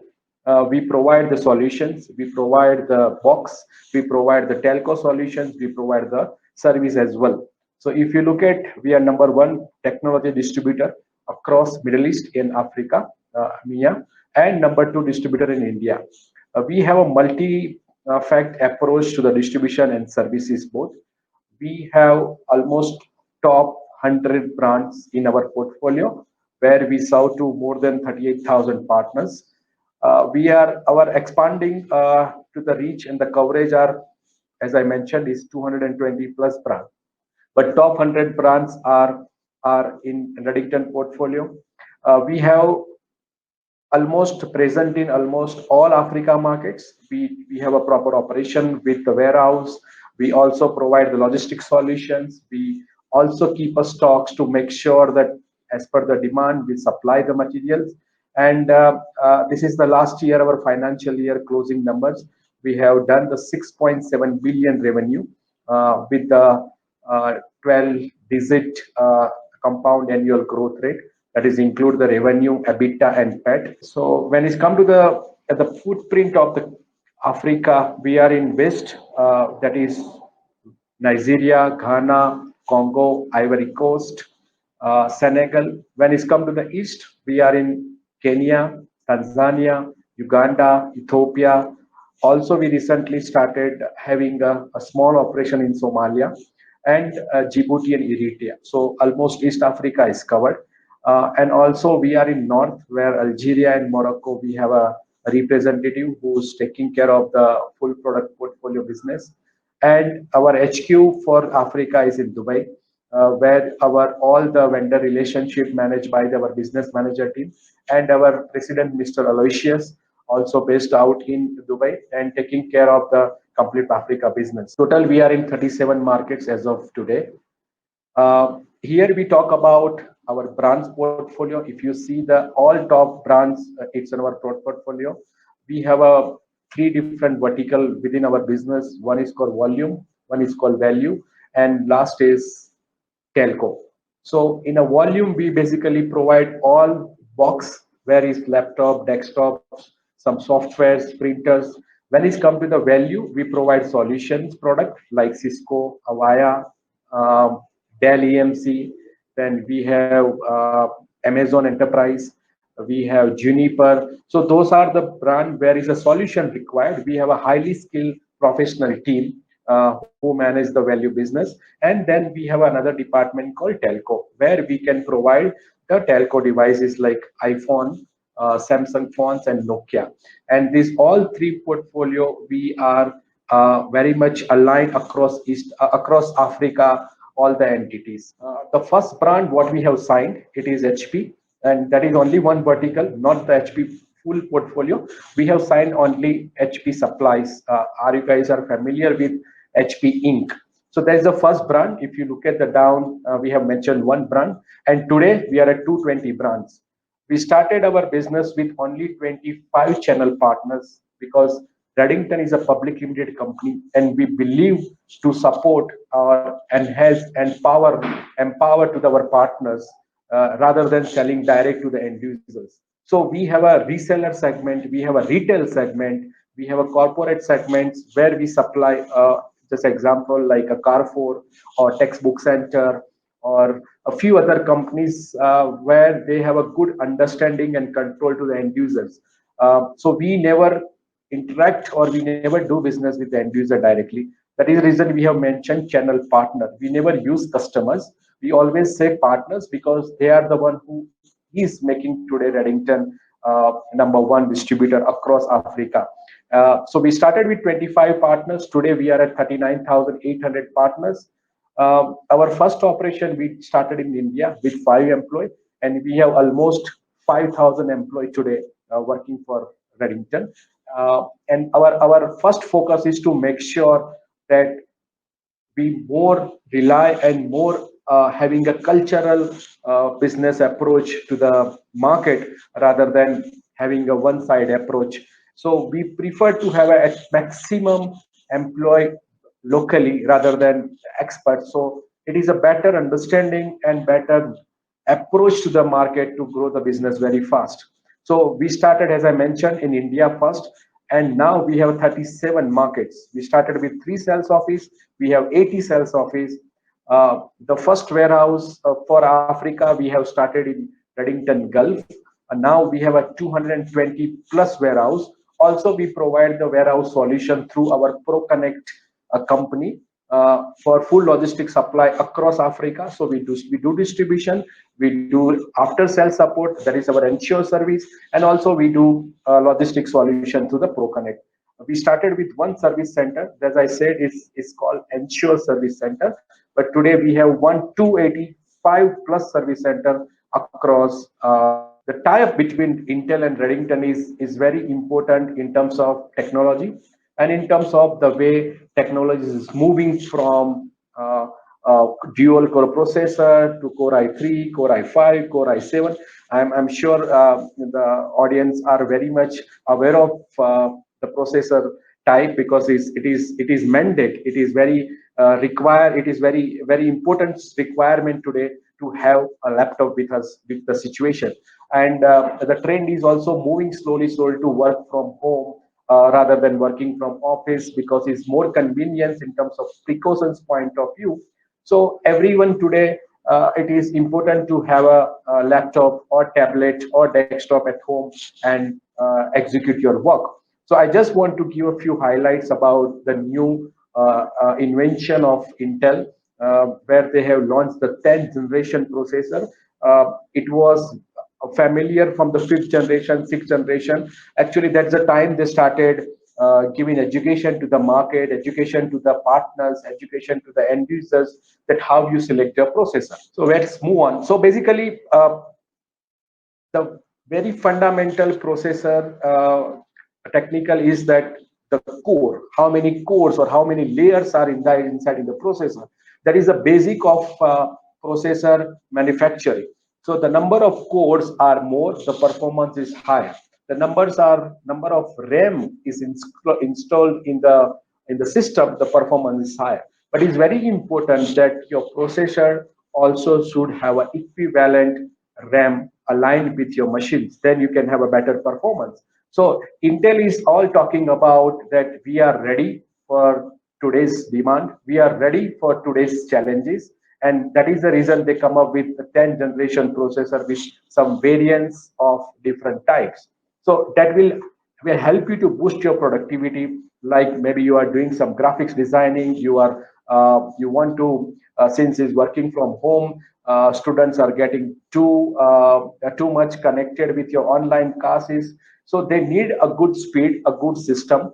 They need also good entertainment through maybe Netflix or watching the game or maybe playing games or watching live matches on the internet. So these all today, 10th generation processor is helping us to fulfill our requirement. Similar way when you look at the 4K. Now today, if you notice that today's technology is all depend on clarity, all depend on how sharp your work coming out to the market. Before we used to watch very happily on the 32-inch LCD or maybe the small monitors, and we are happy. But today the expectation is changed. It has come to the specific requirement of having a clarity, a better sound. How that possible when your processor is stronger? And that is the reason, especially Intel has launched the Y and U series that we will talk about in the next slide, where you can have a better quality experience. You can feel that is something happening very lively up front of you. As I mentioned about also serious gaming, there was a huge range of different series game in the market today. But if you read the contents about the game, it is have a basic requirement. And that basic requirement first start with the processor. So you have to make sure that what you are buying and what is your objective for buying that. You cannot just go to the any shops and look that I'm looking for i5 processor. It's not supposed to be our approach. We should think about what are the our requirement, what is the purpose for I'm buying, and then you can take advice from the shop, or you can contact Reddington. We can also help you to finalize what are the suitable and get your right machine. Today also is very important that the connectivity between internet and your machine. There is several times maybe you have a 10 Mbps speed or 15 Mbps speed, but it's also equally important that what kind of machine you are carrying. Because if it's a dual core or Celeron or i3 processor, sometimes you find a difficulty compared to i7 or i8 or i9 processor, because your bandwidth is too high. But do you think the similar way your machine is ready to accept that bandwidth? So it's very important in today's fast moving technology world, that we should be also updated and we should be very clear what we are buying for, what is our objective of buying machine. So let's move to the next slide, where we will talk a few things about the processor. So if you look at, there is a 2 series recently, 10th generation they have launched. One is called U series and one is called Y series. Now basically U series, it is the latest, and Y series is also latest, but that is having a different setup of the specification. When it's come to the U series, it's basically when you have a multiple work at the same time. Like you want to open your browser, you want to edit some video, you want to also watch your soccer score, also you want to see, you want to do some printout. In a such multi-task job, you need a U series processor. Y series is also help you such a way, but is more keen on managing one specific task. Maybe if you are doing recording, and it is also Y series is also supporting you in terms of getting an extra buffer from the RAM to make sure your speed will continue and having a better result for your work. So these are the 2 latest series what is launched by Intel recently. and it is also very lightweight processor. So if you look at today, maybe hardly you can find 1.5 kg or 2 kg laptop. Now it's becoming a below 1 kg laptop where you can roam around. It's a good battery life. You can specially manage within your premises to roam around. You have a different webinars or webinars from seminar to now is becoming a webinar. So it is important that your machine also should have a equivalent of control where you can move around easily. So processor is also very important part, because if a processor is too bulky in terms of weight, it is not easy to set on the small or flat form factor. What is today U and Y series is managing very well. It is very fast, very flexible, and easy connectivity, I can say. The H series, it is the latest invention. It's a mobile processor, and it will help you to connect any kind of servers, maybe for a gaming servers or your data center servers or your media servers. You can just connect anywhere with best connectivity. So mobile processor basically help you to burst off your velocity, the thermal velocity. It will help you to turbo the boost max. That is a new technology where they are boosting wherever is required. The processor will go and check wherever the extra buffer is available, extra boost is available, maybe in the RAM, maybe in the hard disk, maybe in the motherboard, and will try to make sure that you have a seamless connectivity through your work. And also, as I mentioned earlier on the previous conversion, that Wi-Fi, it is the biggest role in today's technology. Each and every place, wherever you go, you first look for a Wi-Fi, you first look for a better data speed, because it is becoming a mandatory for our routine life. And what is the mobile processor is helping us to make sure that it will give you, even though there is a small fluctuation on your internet connectivity, but processor will help you to give a seamless outcome. So there is a new invention, and especially is helping for a gamers, because in a game also, when you are on some critical level or when you are near to the winning the game, the connectivity is very important. And today's most of the students are, since because of the situation, working from home, so they prefer to also spend a lot of time with their friends through online and playing together on the game. So connectivity is another biggest concern for today's technology, and what today Intel is helping us to give a seamless connectivity. Now, on the desktop point of view, still demand is reducing day by day on the desktop.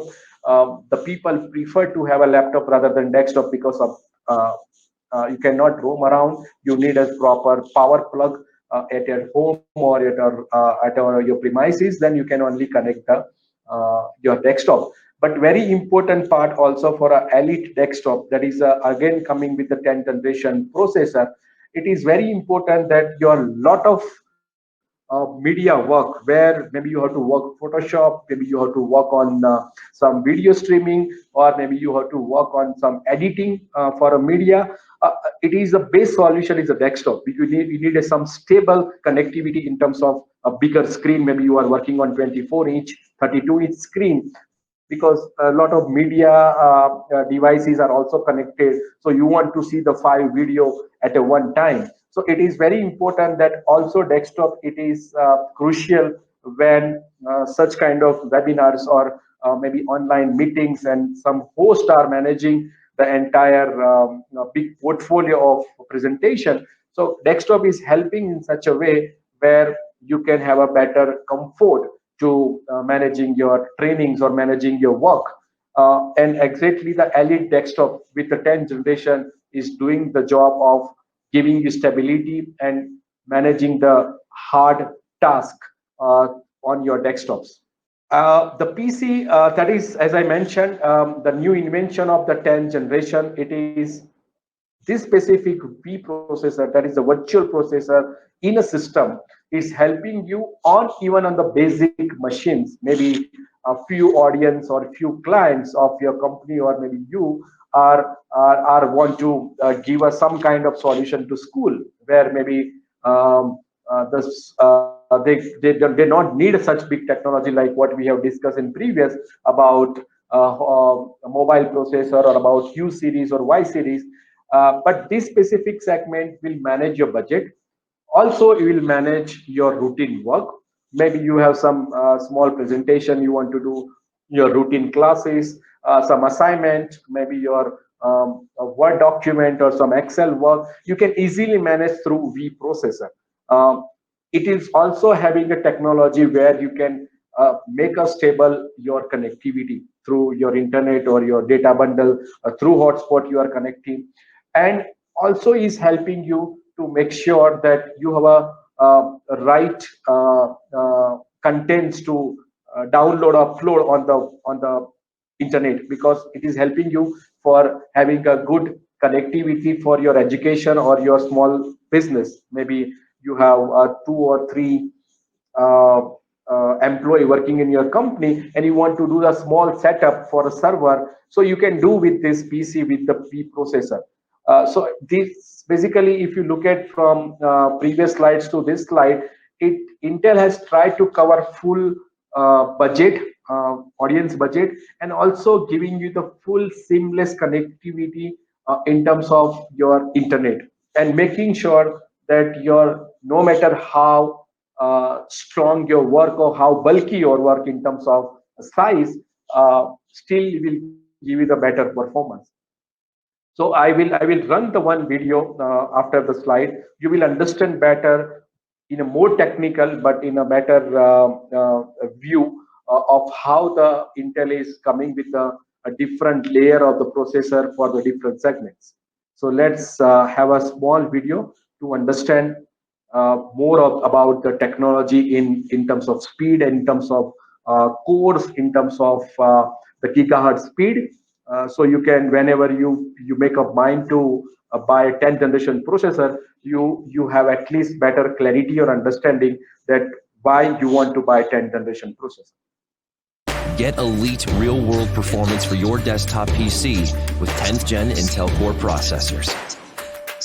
If you're looking to game, create, live stream, or stay productive, 10th gen Intel Core processors deliver an optimal balance of frequency, cores, and threads to handle real-world usages.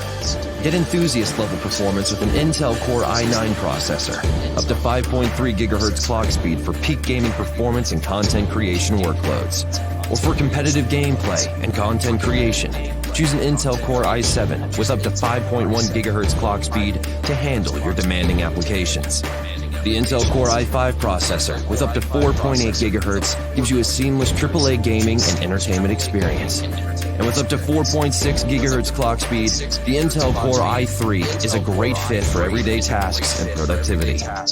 If you're looking to push your system even further, get additional performance headroom with unlocked 10th gen Intel Core processors, supported by Intel's advanced overclocking controls. Bring elite, real-world performance to your desktop PC with 10th gen Intel Core processors.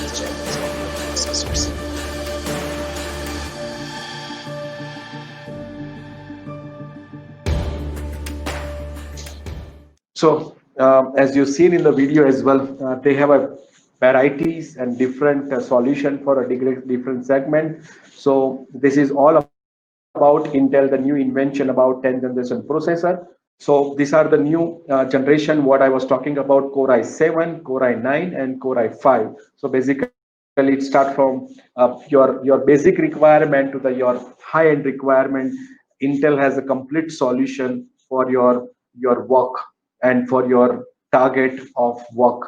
And Intel is also making sure that we are trying to cover all kind of budget what you have to spend money for your next purchase. So please make sure that contact the right technical experts and understand more about Intel processor. You can also reach out to the Reddington. We also help you.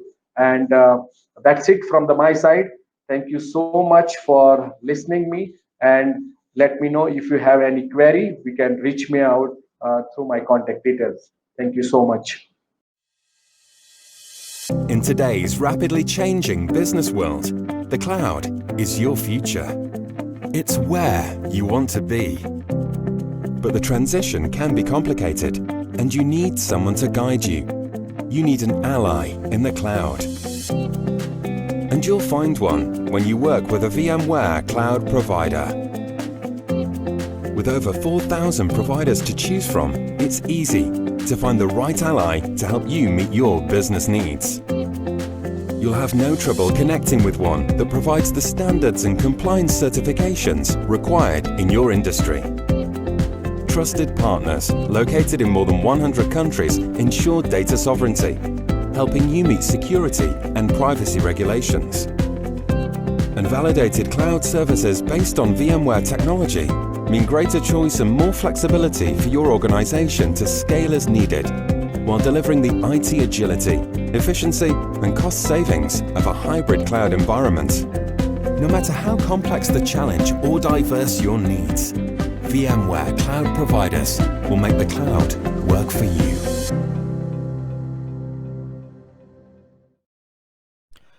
Welcome back, ladies and gentlemen. We are getting now into a very interesting and engaging session where we'll be going through the case studies.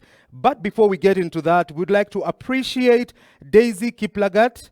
She's a Senior Business Development Executive at Convergence Network Solutions. She has been extremely engaged on the Twitter handle, so thank you, Daisy. And also Christine Ndigwa. She's the ICT Operations Head at the Commonwealth Secretariat. We want to appreciate them because they are the most engaging on the platform. So thank you so much, ladies. We totally appreciate you. And there's someone by the name The Mime. And we want to appreciate the Mime for just tweeting as hard as possible. And we want to encourage each and every one of you to go to our Twitter handle, and you can be able to type there and tweet as hard as you can. All right? And we'll totally appreciate that. So thank you so much, ladies. And we'll make sure that you get a small award when you come to Naivasha, courtesy of the MC. And our hashtag is CIO Awards EA. All right, so hashtag is CIO Awards EA. Make sure you go there and tweet as hard as you can. So now we want to go into the case studies, and our first we have a pleasure of inviting Kevin Ochieng. He is the IT manager at English Point Marina. Before this, he was the IT officer at Kenya Utalii College. In 2007, he was the IT manager for Horeca Kenya, and in 2015, he was the IT manager for Golden Tulip Hotel, Suites and Resorts. He started his journey in 2011 as an IT manager for Emirate Flamingo Beach Resort and Spa. Kevin has a bachelor degree in information technology and graduated from Miranda High School. He is skilled in IT services management, network administrations, and IT management. So we're looking forward to this session. And Kevin, please, we are coming for a holiday there, and make sure that you can get us a ticket at the English Point Marina. We are looking forward to hearing from you, and over to you, Kevin, as you take us through the session. Thank you. Good afternoon. My name is Kevin. I'm in charge of IT at English Point Marina Hotel in Mombasa. And I'm going to take you through the presentation, tracking hospitality management issues. Now, we've had this system for just close to a year now, and I can tell you that we've really been able to improve our overall guest satisfaction. We've also been able to really maximize on our operational efficiency. And the overall guest experience is really super. We're getting a lot of good feedback from our guests. And we're hoping very soon you'll be one of our guests and be able to experience first-class hospitality at English Point. Now, just to take you an overview of how the system works. It's an SMS-based system. We call it the Quality Management System. In short, we call it here. It's known as the QMS system. So basically what we did is that we sat down with the various stakeholders in the hotel, the various departments, and we noted down all issues that can arise in hotel. You know, in hotel, we usually have a lot of concurrent issues happening at any one time. And so it's at times a bit difficult to actually put a finger on them. So we sat down and we listed, and we tried to preempt every possible guest need that's possible. After listing them down, we're able to assign them time. We're able to see how long does it take us to actually resolve this issue. Does it take us 5 minutes? Does it take 2 minutes? Does it take 10 minutes? Does it take an hour? And as soon as we're able to do that, we put them on the system, and now we trained our staff. And then we appointed various agents. We call them various QMS champions in each department. And these are the people that actually do the follow-ups in the departments. So I'm going to take a case study of 2 departments in the hotel, the housekeeping department and the maintenance department. So for example, if we have an housekeeping issue, like a guest has checked out of a room. So what happens is that room is supposed to be cleaned. So the QMS champion in the housekeeping department will basically put this in the system. And to clean a room, we've assigned like 1 hour. We take 1 hour to actually do our rooms. So the moment this is put in the system, an SMS will be sent out to the agent assigned to that room. So we'll get an SMS and he'll immediately begin the process of cleaning the room. Now, supposing he doesn't actually finish cleaning the room within an hour or within an hour, an escalation SMS will go to his supervisor. Cleaning a room is 60 minutes. If there's no feedback to the system, the process is done within 60 minutes, and an SMS will go out after like 30 minutes after the first 1 hour. That's around after 1.5 hours. It will go to the supervisor, who will do a follow-up to actually see why this wasn't done. And supposing the supervisor doesn't take action, another SMS will go out to the person in charge of the department, who will be able to actually follow up. And it goes on and on until it reaches the overall, the general manager of the hotel. And of course, it rarely reaches that level. In most cases, issues are resolved at the supervisor level. So that's just basically how the system works. And through this, as I said earlier, we've been able to achieve overall guest performance. Let me just take you through tidbits of the system. Through my slides, you'll be able to see just a bit of how it works. So this is basically the guest request, which is made. Then the guest service agent, in this case, the champion. And then it goes by SMS to the various departments. So this is basically the work request monitor. This is what at a glance, any manager can be able to check. And from here, you can actually see what's pending, what's been done, what's not happening. And it's really, really easy to make a decision based on this. It's easy to do follow-ups. When you pick up your shift, you just log into the system and you're able to just have a look and do follow-ups. So this is how the work requests look.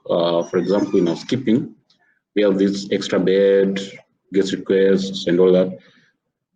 We have a few in F&B, maintenance, and of course in IT. So I want to show you how the SMSs look on the other side, on the other side of the recipients. So this is basically how the SMSs look. So each work request, each request goes with a unique number.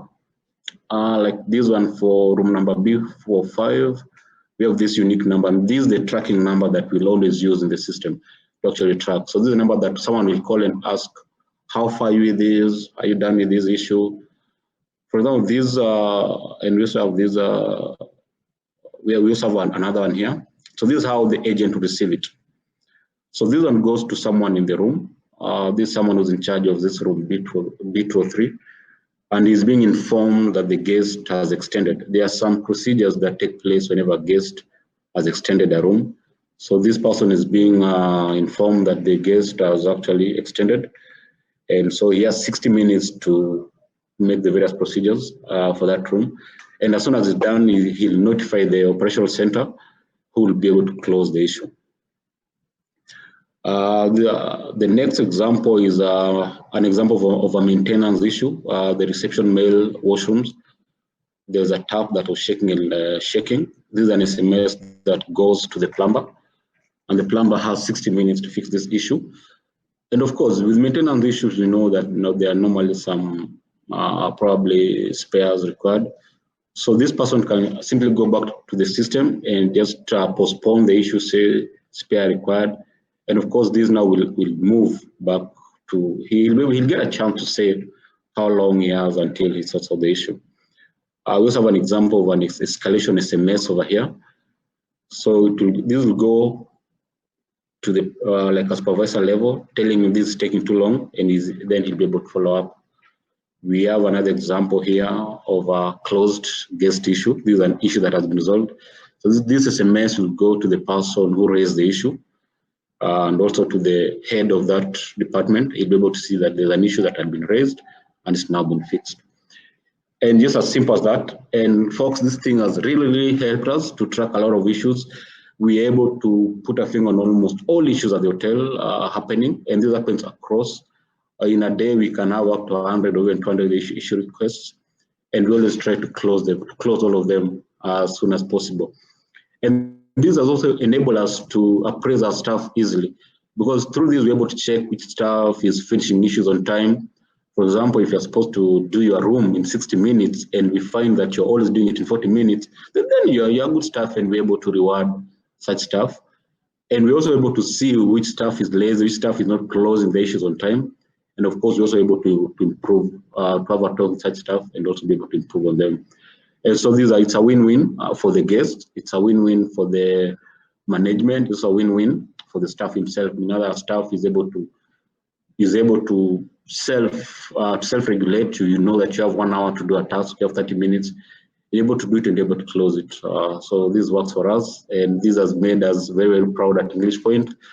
And our services are top notch, and we really look forward to seeing you here. The next time in Mombasa, please make sure you pass by English Point to join us for the CIO Symposium next week. I look forward to seeing you there, engaging with you.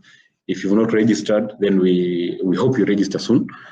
And we hope to see you to engage further and answer all questions at the symposium. Thank you. Welcome. See you soon. Fantastic. Thank you so much and welcome once again. Ladies and gentlemen, that has been a fantastic session. We have been glad to be having you here for the CIO100 Symposium and Awards. And I hope you're all looking forward to going to Naivasha.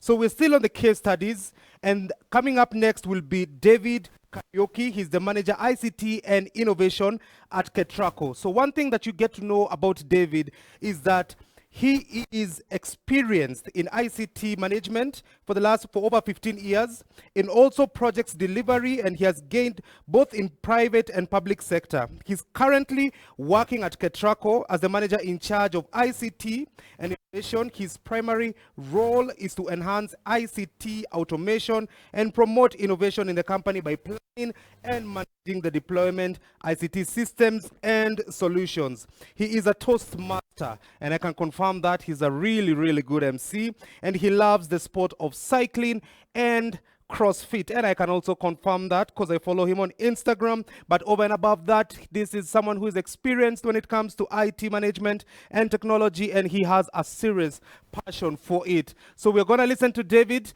just right after this, and then after David, we'll have the pleasure and the honor of having closing remarks from Laura Chite. She is the CEO of CIO East Africa, and also we'll have the pleasure of having Harry Hare, who is also our chairman and publisher at CIO East Africa. Ladies and gentlemen, my name is Ian Mwerore, and it has been a pleasure being your moderator, and I'm looking forward to seeing each and every one of you in Naivasha. So make sure you come for the gala dinner, make sure you come for the awards, and we shall see you there.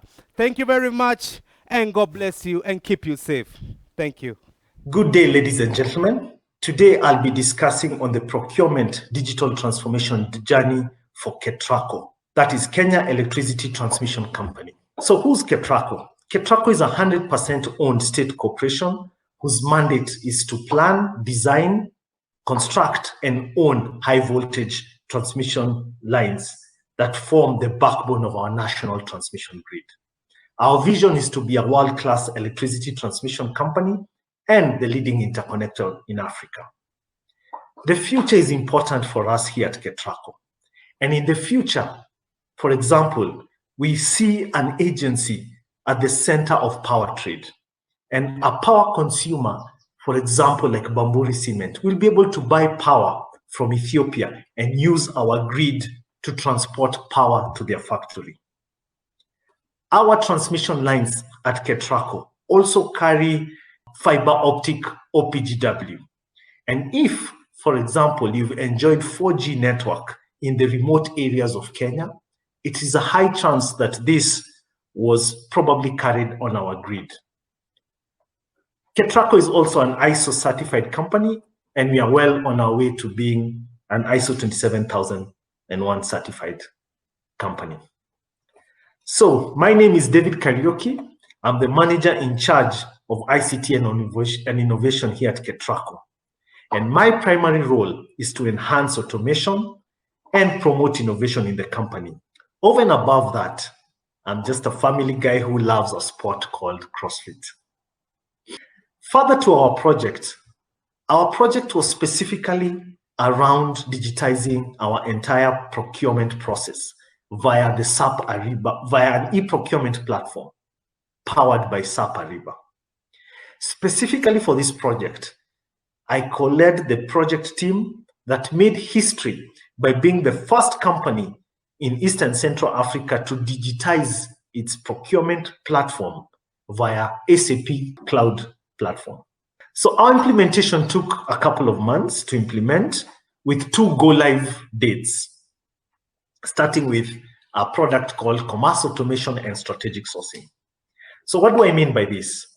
In the first phase of the implementation, KETRACO automated its procure-to-pay operations by onboarding suppliers to the SAP Ariba network to start transacting electronically.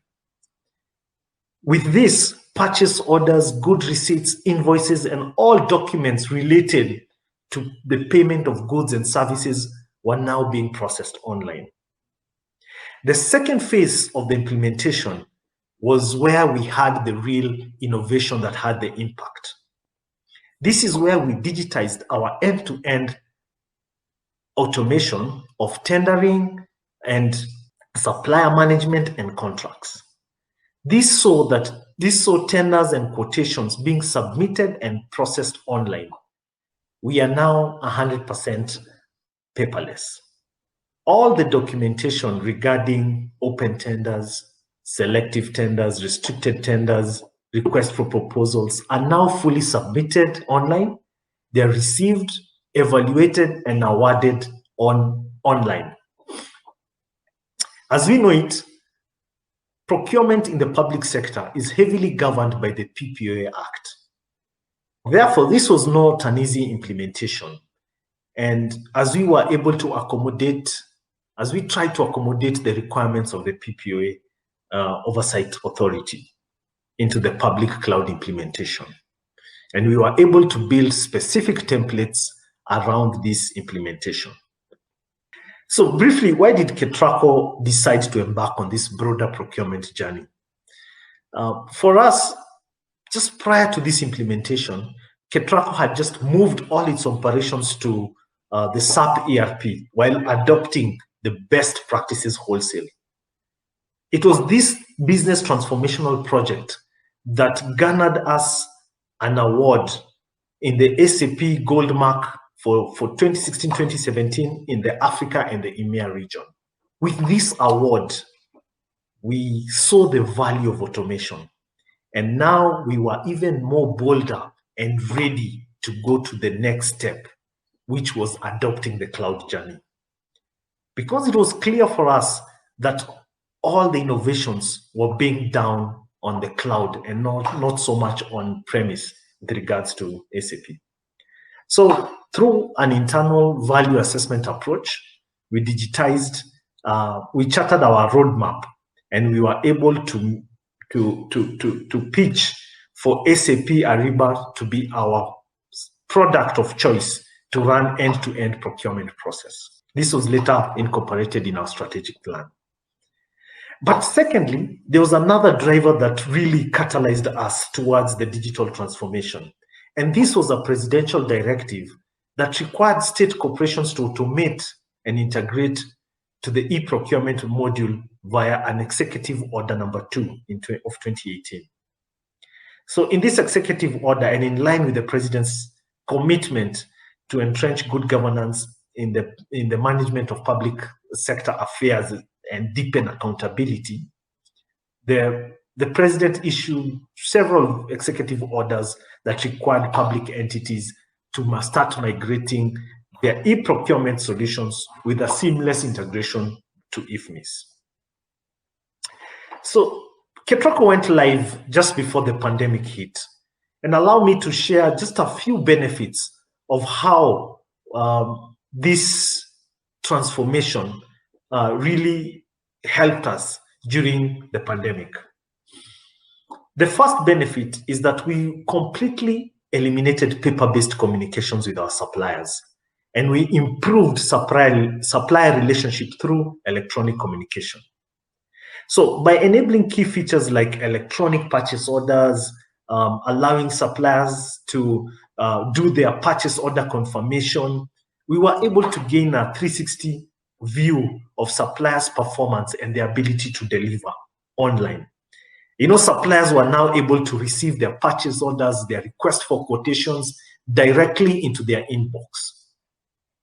In addition to this electronic processing was also a win for us in KETRACO because we were able now to centralize invoice processing. And this was a pain point for us before the digitization. And now even the suppliers had visibility on the status of their payment.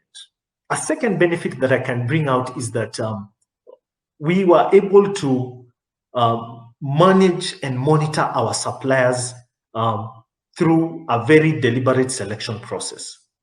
This was the managing of suppliers was all from a central point or pane of glass, and we have visibility on our suppliers.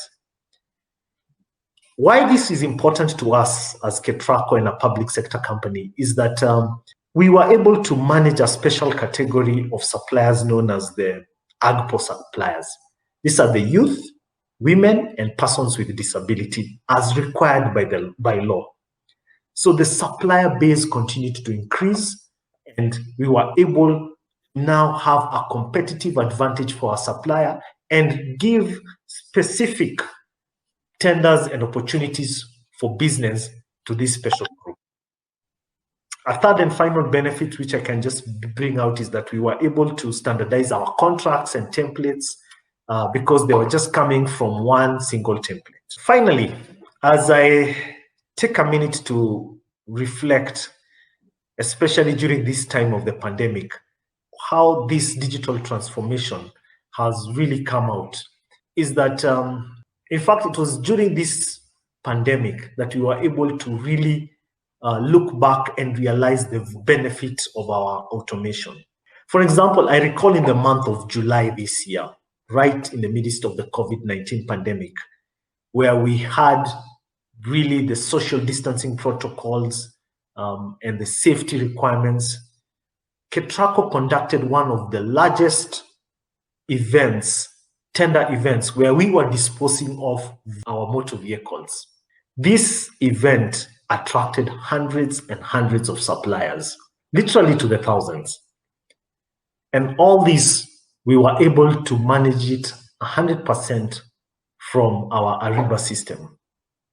In hindsight, what I can remember is that suppliers were able to submit their bids electronically, and we even had our tender opening online. So, ladies and gentlemen, it's upon this reflection that I think I look back at our digitization process and see the value we've accrued over the time, and the benefits that KETRACO has picked are just immense. Our supply chain team has really received a lot of accolades from peers within the industry. And likewise, the IT team has also been has also come as a strong enabler for this digital process. My advice to all heads of procurements, IT specialists out there, is to digitize their systems, specifically the electronic procurement systems. It's now or never, guys. I'll finish off with a quote. To reach a goal you have never attained before, you must do things which you have never done before. Thank you.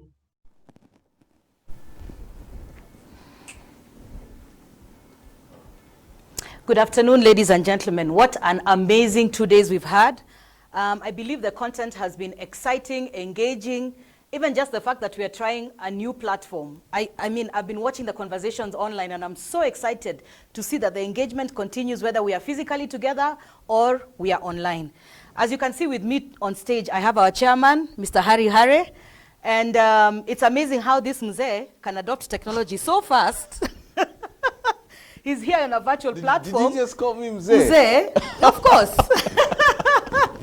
Oh my God. Yeah, streaming to you live wherever you are, and seems to be comfortable with it, you know, with the technology. So well done, Mzee. You know, 12 years. No. Mzee, okay, thank you. Yeah, thank you, Laura. This means you're a council of elder. Okay, So this is respectful to you. Asante, you know? Asante, thank you. So 12 years of CIO East Africa, 12 years of delivering great content to the audience, 12 years of growing the business day to day, month on month, year on year. You have not even been phased by the pandemic.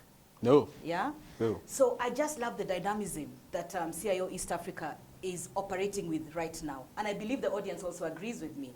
So I'd like to ask you, Chairman, what are some of the topics that have stood out for you? I noticed in the platform you were talking a lot around RegTech. Yeah. Tell me why you're passionate about it. I think RegTech is going to be the next big thing. Because if you look at, so now we're in a new data law kind of regime. And this is happening across East Africa. So, because you see, the idea is to focus East Africa. Let's look at East Africa. So Kenya, yes, Kenya has ratified the law. I think now it's implementation because we have a data commissioner and all that. So compliance is going to be like the next big thing. Companies will need to comply. Yeah, and compliance comes with all its babies and everything. So people will need to start taking a lot of, paying attention to how you handle other people's data. You need to look at how you are interacting with my data, because I can come anytime to you and I tell you I want my data, and you're supposed to give it to me in 24 hours. So if you don't have systems that are able to do that, you're in trouble. So compliance is going to be big. But more importantly, I think we need to just raise the awareness of what that law says, especially to SMEs, because those are the ones, big companies will hire lawyers and will hire other people who can help them to look at their systems and then map their data. But SMEs don't have that capacity, because compliance comes with a lot of cost as well. So yeah, so I think that it's a big thing which we need to, like next year, we need to really help organizations come to terms with that. And it's interesting you say that. If you look at the stats that I shared yesterday from the CIO100 survey, besides public sector and government being the biggest consumer of technology, the next in private sector is SMEs. Yeah. Yeah. So it's interesting you talk about data and SMEs and how they really need to be aware of what's going on. Yeah. Beginning of this week on Tuesday, I was in a session on the Lake Basin Innovation Week, and I was talking to the PS, Jerome, and the governor, His Excellency Anyang' Nyong'o, in a session, and I was telling them that this issue around data protection is so important. We need to run a campaign locally where we create awareness around what this means, because there's going to be a lot of resistance if people do not understand it. Correct. Yeah. Correct. Yeah. And people, so to the IT fraternity, when you talk about data, they understand what you mean. Yeah. Yeah? But the guy who is at a building X with a book where he's been told you have to write the name of everybody who is coming in, that guy doesn't look at that as data. He just looks at it as names that he has to, so it's a chore that he has to do. Yeah? And these are the people that we need to educate. That, hey, why are you writing that name there? Why are you taking my ID number? Yeah, because those are the things that now people will start suing. Yeah, companies will be sued for data breaches. Yeah, and if you look at the penalties in that law, it's crazy. It's no joke. Yeah. And I mean, considering we're an SME region, yes. If small companies start being shut because of violating the law, correct, it means our economy is going to suffer. Yeah. Now, tell me. CIO's East Africa's role is around connecting end users and solution providers. Why is this ecosystem so important to you? Because when you started this company, you were trying to push something in the region. Why are you so passionate about this? And kept on going and going and going 12 years later. You're Ramze, but you're 12 years old. You're just a teenager when it comes to CIO East Africa. I think I truly believe in tech. And I think technology is the only way that our country, our region, our continent can bring that differentiation. We can only develop if we can effectively use technology. And for that, I believe we need to bring all the players. We need to bring all the different stakeholders within the ecosystem to work in unison. We need to partner. Yeah, technology providers, users, evangelists, because we play the evangelism role. You know, sometimes we have this terminology with Andrew that this is it's a labor of love. Yeah, it's a labor of love in the sense that we have to continue doing it if we want to actually get our continent to the next level. And I look at Africa as our market. Yeah, it's not just Kenya, it's not just East Africa. We need to look at Africa and push technology as a solution to Africa's development agenda. That's what drives me. Yeah. Yeah. Okay. Yeah. I'm glad to hear that. And I know also what else drives you is startups like Demo Africa. You Yes, know? yes. This is your baby and you're still, just running with it. And when you've mentioned Africa, I've just remembered how you go country to country trying to shortlist, teach these kids how to pitch, get them funding so the projects are successful and all those things. Because why I do that is because I believe, okay, so Africa has been this net consumer of technology. Yeah. So if you look at a lot of the technology, we import it into our countries. So I'm also passionate about creating our own tech. So helping our young guys, our young innovators, to start thinking that we can also build the next Facebook, for lack of a better example. But we can build the next big thing, and so if you look at, and there's been quite a bit of effort and some wins as well. Because if you look at that ecosystem, that startup ecosystem, you can see startups are starting to solve big problems with technology, and that's the vision that we need to start now. Building our own tech and using our own tech as we build our continent. Yeah. And I wish you success with that, and I look forward to some of those startups coming and telling us big stories. Because again, as I mentioned earlier, on Tuesday I was also with Engineer Tanui of Konza Technopolis, which you actually organized a group of CIOs to go and visit and see what's happening. Correct. You know what I'm saying? Correct. And that just shows the passion that you have. It's not about the startups. You're also trying to continue creating the networks. Yes. How is the corporate going to work with the startups, and and then where is government plugging in? Konza Technopolis comes in. That whole ecosystem is very important to you. Yes, so I must commend you for that. Thank you very much. Thank you. My last 4 years at CIO, I've learned so much. Thank you. Thank you. I normally am the face of CIO and everybody thinks I'm the one behind everything. Guys, let me tell you, Mzee Kijana and Director Andrew are the real guys. I'm just a mouthpiece here. No, but Laura, you came into this space, because if looking at where you came from a massive corporate with thousands and thousands of people working in one organization, then you come into this micro company, like you can almost count everybody in one hand, and how you fitted in, and the drive, the energy, it's been amazing. I think we are lucky to have you. Oh, thank you, thank you, and I'm very proud to be associated with CIO East Africa. Yeah. So tell us, tonight is the night. We also want to know what the plans are for 2021, because you're the dreamer, and we're the executors. Yeah. Okay. So what do you think? How do you think CIO will continue rolling in 2021? And then tell us about tonight. Okay, so let me start with tonight. Yeah. So tonight we have a gala dinner, or gala awards gala dinner.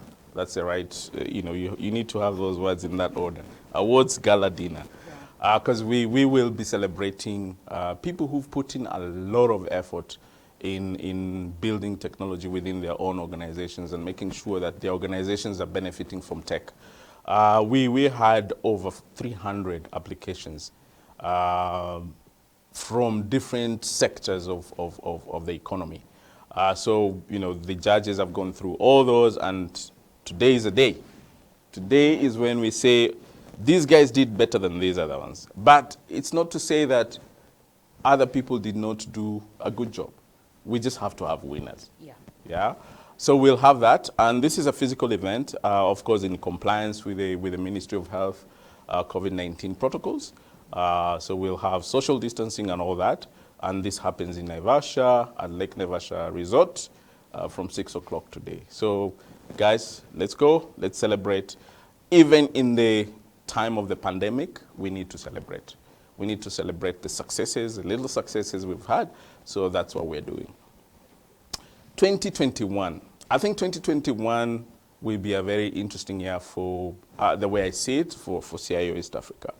Because this is the beginning of something that we have dreamt for a long time. And this is CIO TV. So CIO TV, what you're seeing today is CIO TV. And this is where now we'll be building content for you, content for the industry, and making sure that we inform, educate, and engage the sector through this tool. I think 2021 will also be seeing a lot of virtual events, probably mix a blend of physical and virtual, but this is not going anywhere, guys. This virtual thing is not going anywhere. So let's get used to it. Let's enjoy it. Let's engage. So that's what I think about when I think 2021. This is it. Yeah. And I think for us as CIO East Africa, the reach, just after going virtual, as I mentioned yesterday, we have reached 10,000 plus people as compared to 6,000 people last year. Yeah. And now it's no longer CIO East Africa just for East Africa. We have actually become sort of like CIO East Africa global. You know what I'm saying? Because we have all sorts of people engaging with us. Today we had a speaker from Russia. Yeah, which is fantastic. Yeah. So ladies and gentlemen, you've heard from our chairman. Those are the plans for next year. I look forward to engaging with you next year. CIO East Africa will still be here. Watch out for CIO TV. It does not end here. We thank you so much for your support. We thank you so much for your attendance. And we look forward to continuing our engagement. And those who are joining us this evening in Naivasha, see you at 6 p.m. Thank you very much. Thank you.